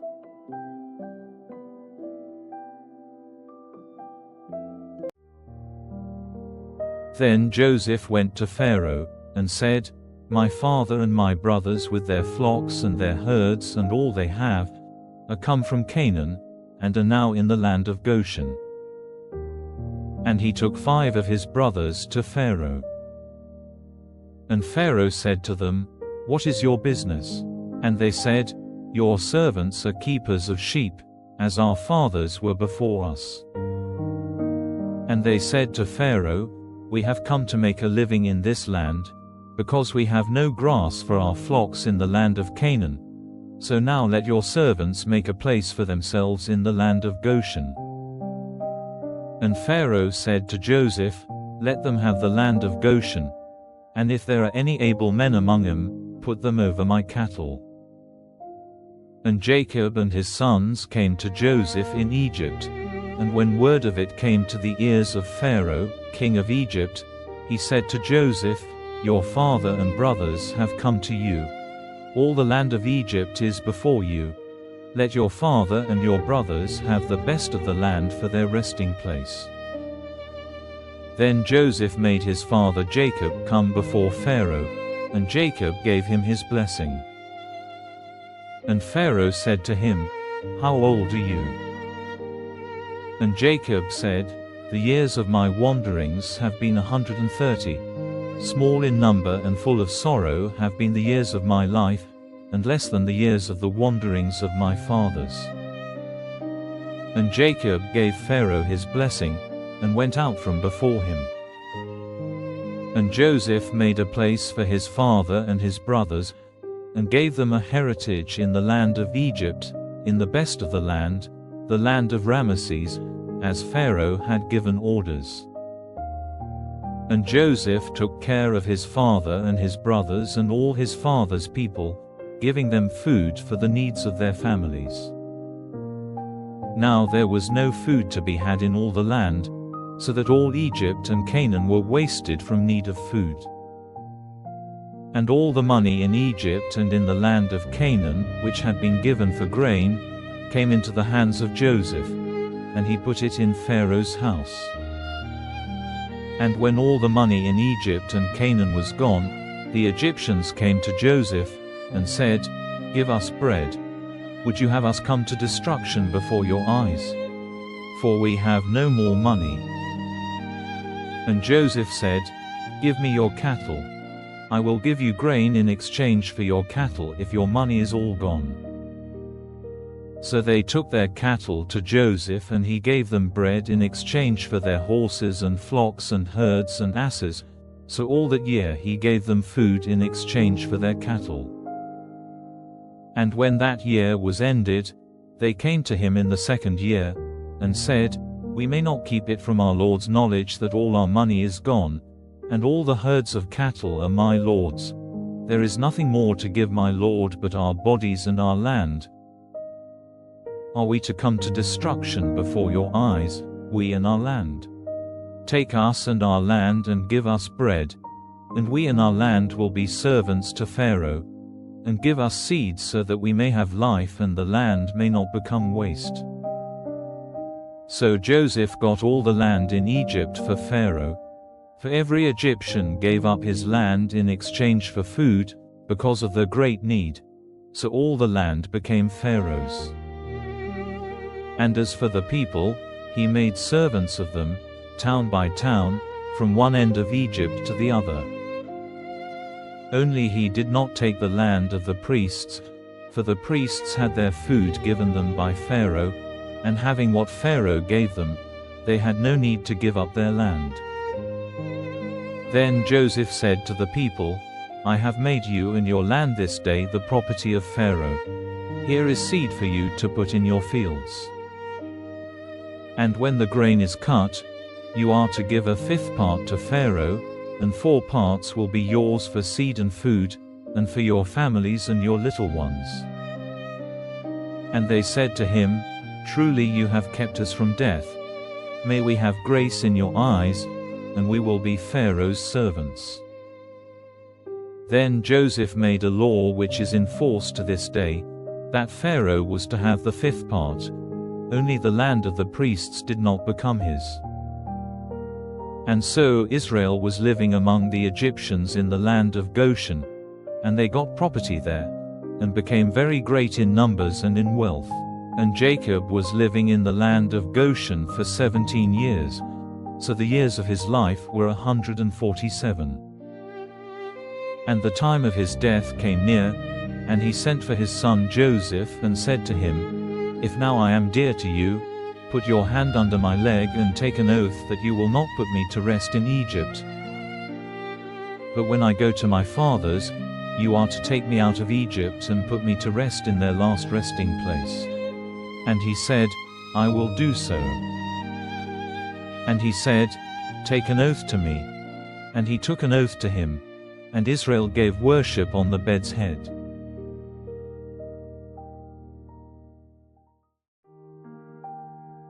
Now after these things, word came to Joseph that his father was ill, and he took with him his sons Manasseh and Ephraim. And when they said to Jacob, "Your son Joseph is coming to see you," then Israel, getting all his strength together, had himself lifted up in his bed. And Jacob said to Joseph, God, the ruler of all, came to me in a vision at Luz in the land of Canaan, and gave me his blessing, and said to me, Truly, I will make you fertile and give you increase and will make of you a great family of nations. And I will give this land to your seed after you to be their heritage forever. And now your 2 sons who came to birth in Egypt before I came to you here, are mine. Ephraim and Manasseh will be mine, in the same way as Reuben and Simeon are. And any other offspring which you have after them, will be yours, and will be named after their brothers in their heritage. And as for me, when I came from Paddan, death overtook Rachel on the way, when we were still some distance from Ephrath, and I put her to rest there on the road to Ephrath, which is Bethlehem. Then Israel, looking at Joseph's sons, said, Who are these? And Joseph said to his father, They are my sons, whom God has given me in this land. And he said, Let them come near me, and I will give them a blessing. Now because Israel was old, his eyes were no longer clear, and he was not able to see. So he made them come near to him, and he gave them a kiss, folding them in his arms. And Israel said to Joseph, I had no hope of seeing your face again, but God in his mercy has let me see you and your children. Then Joseph took them from between his knees, and went down on his face to the earth. Then taking Ephraim with his right hand, Joseph put him at Israel's left side, and with his left hand he put Manasseh at Israel's right side, placing them near him. And Israel, stretching out his right hand, put it on the head of Ephraim, the younger, and his left hand on the head of Manasseh, crossing his hands on purpose, for Manasseh was the older. And he gave Joseph a blessing, saying, May the God to whom my fathers, Abraham and Isaac, gave worship, the God who has taken care of me all my life till this day, the angel who has been my Savior from all evil, send his blessing on these children, and let my name and the name of my fathers, Abraham and Isaac, be given to them, and let them become a great nation in the earth. Now when Joseph saw that his father had put his right hand on the head of Ephraim, it did not seem right to him, and lifting his father's hand he would have put it on the head of Manasseh. And Joseph said to his father, Not so, my father, for this is the older, put your right hand on his head. But his father would not, saying, I am doing it on purpose, my son. He will certainly become a nation and a great one, but his younger brother will be greater than he, and his seed will become a great family of nations. So he gave them his blessing that day, saying, You will be the sign of blessing in Israel, for they will say, May God make you like Ephraim and Manasseh, and he put Ephraim before Manasseh. Then Israel said to Joseph, Now my death is near, but God will be with you, guiding you back to the land of your fathers. And I have given you more than your brothers, even Shechem as your heritage, which I took from the Amorites with my sword and my bow.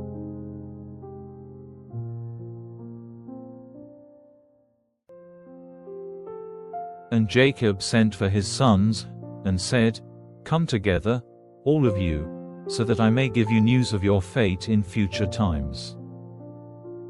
Come near, O sons of Jacob, and give ear to the words of Israel your father. Reuben, you are my oldest son, the first fruit of my strength, first in pride and first in power. But because you were uncontrolled, the first place will not be yours. For you went up to your father's bed, even his bride bed, and made it unclean. Simeon and Levi are brothers. Deceit and force are their secret designs. Take no part in their secrets, O my soul.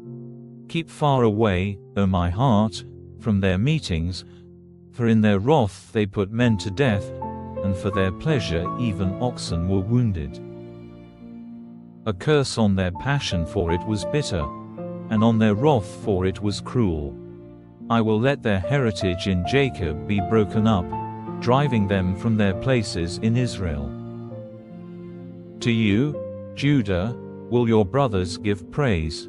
Your hand will be on the neck of your haters. Your father's sons will go down to the earth before you. Judah is a young lion. Like a lion full of meat you have become great, my son. Now he takes his rest like a lion stretched out, and like an old lion. By whom will his sleep be broken? The rod of authority will not be taken from Judah, and he will not be without a lawgiver, till he comes who has the right to it, and the peoples will put themselves under his rule. Knotting his ass's cord to the vine, and his young ass to the best vine, washing his robe in wine, and his clothing in the blood of grapes. His eyes will be dark with wine, and his teeth white with milk. The resting place of Zebulun will be by the sea, and he will be a harbor for ships. The edge of his land will be by Zidon. Issachar is a strong ass stretched out among the flocks. And he saw that rest was good and the land was pleasing. So he let them put weights on his back and became a servant. Dan will be the judge of his people, as one of the tribes of Israel. May Dan be a snake in the way, a horned snake by the road, biting the horse's foot so that the horseman has a fall. I have been waiting for your salvation, O Lord. Gad, an army will come against him, but he will come down on them in their flight. Asher's bread is fat. He gives delicate food for kings. Naphtali is a roe let loose, giving fair young ones. Joseph is a young ox, whose steps are turned to the fountain. He was troubled by the archers. They sent out their arrows against him, cruelly wounding him. But their bows were broken by a strong one, and the cords of their arms were cut by the strength of Jacob, by the name of the stone of Israel. Even by the God of your father, who will be your help, and by the ruler of all, who will make you full with blessings from heaven on high, blessings of the deep stretched out under the earth, blessings of the breasts and of the fertile body, blessings of sons, old and young, to the Father, blessings of the oldest mountains and the fruit of the eternal hills. Let them come on the head of Joseph, on the crown of him who was separate from his brothers. Benjamin is a wolf, searching for meat. In the morning he takes his food, and in the evening he makes division of what he has taken. These are the 12 tribes of Israel, and these are the words their father said to them, blessing them. To everyone he gave his blessing. And he gave orders to them, saying, Put me to rest with my people and with my fathers, in the hollow of the rock in the field of Ephron the Hittite, in the rock in the field of Machpelah, near Mamre in the land of Canaan, which Abraham got from Ephron the Hittite, to be his resting place. There Abraham and Sarah his wife were put to rest, and there they put Isaac and Rebekah his wife, and there I put Leah to rest. In the rock in the field which was got for a price from the people of Heth. And when Jacob had come to the end of these words to his sons, stretching himself on his bed, he gave up his spirit, and went the way of his people.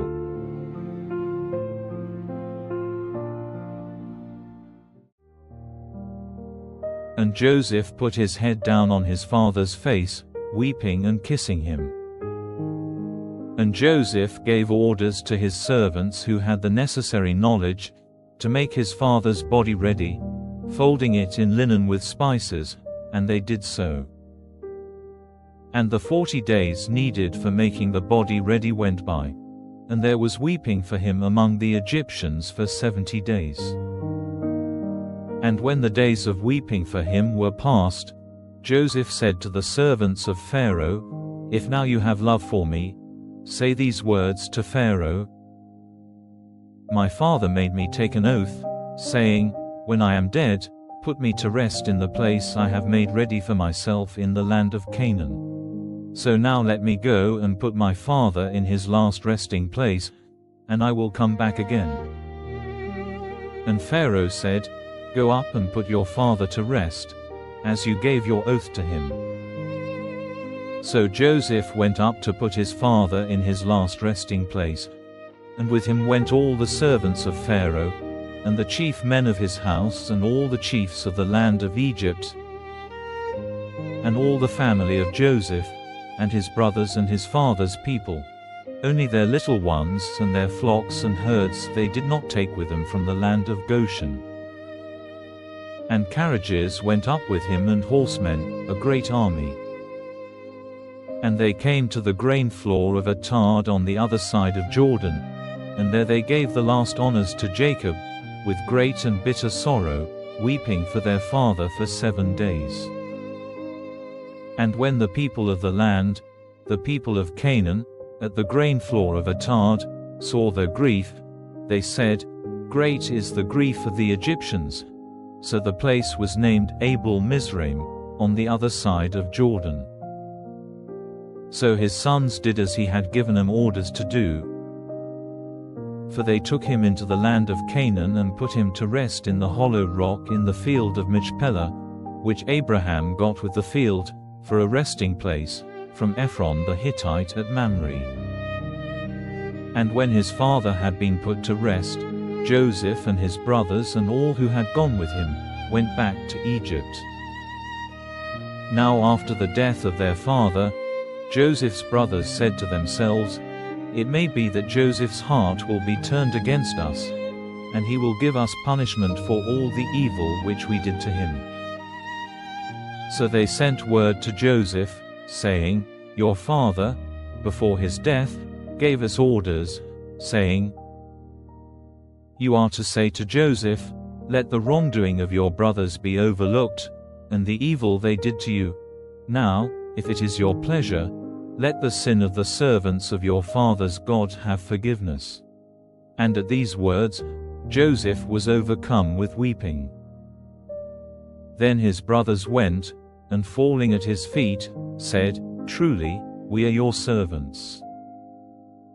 And Joseph said, "Have no fear. Am I in the place of God? As for you, it was in your mind to do me evil, but God has given a happy outcome, the salvation of numbers of people, as you see today. So now, have no fear, for I will take care of you and your little ones." So he gave them comfort with kind words. Now Joseph and all his father's family went on living in Egypt, and the years of Joseph's life were 110. And Joseph saw Ephraim's children of the 3rd generation, and the children of Machir, the son of Manasseh, came to birth on Joseph's knees. Then Joseph said to his brothers, "The time of my death has come. But God will keep you in mind and take you out of this land into the land which he gave by his oath to Abraham and Isaac and Jacob." Then Joseph made the children of Israel take an oath, saying, "God will certainly give effect to his word, and you are to take my bones away from here."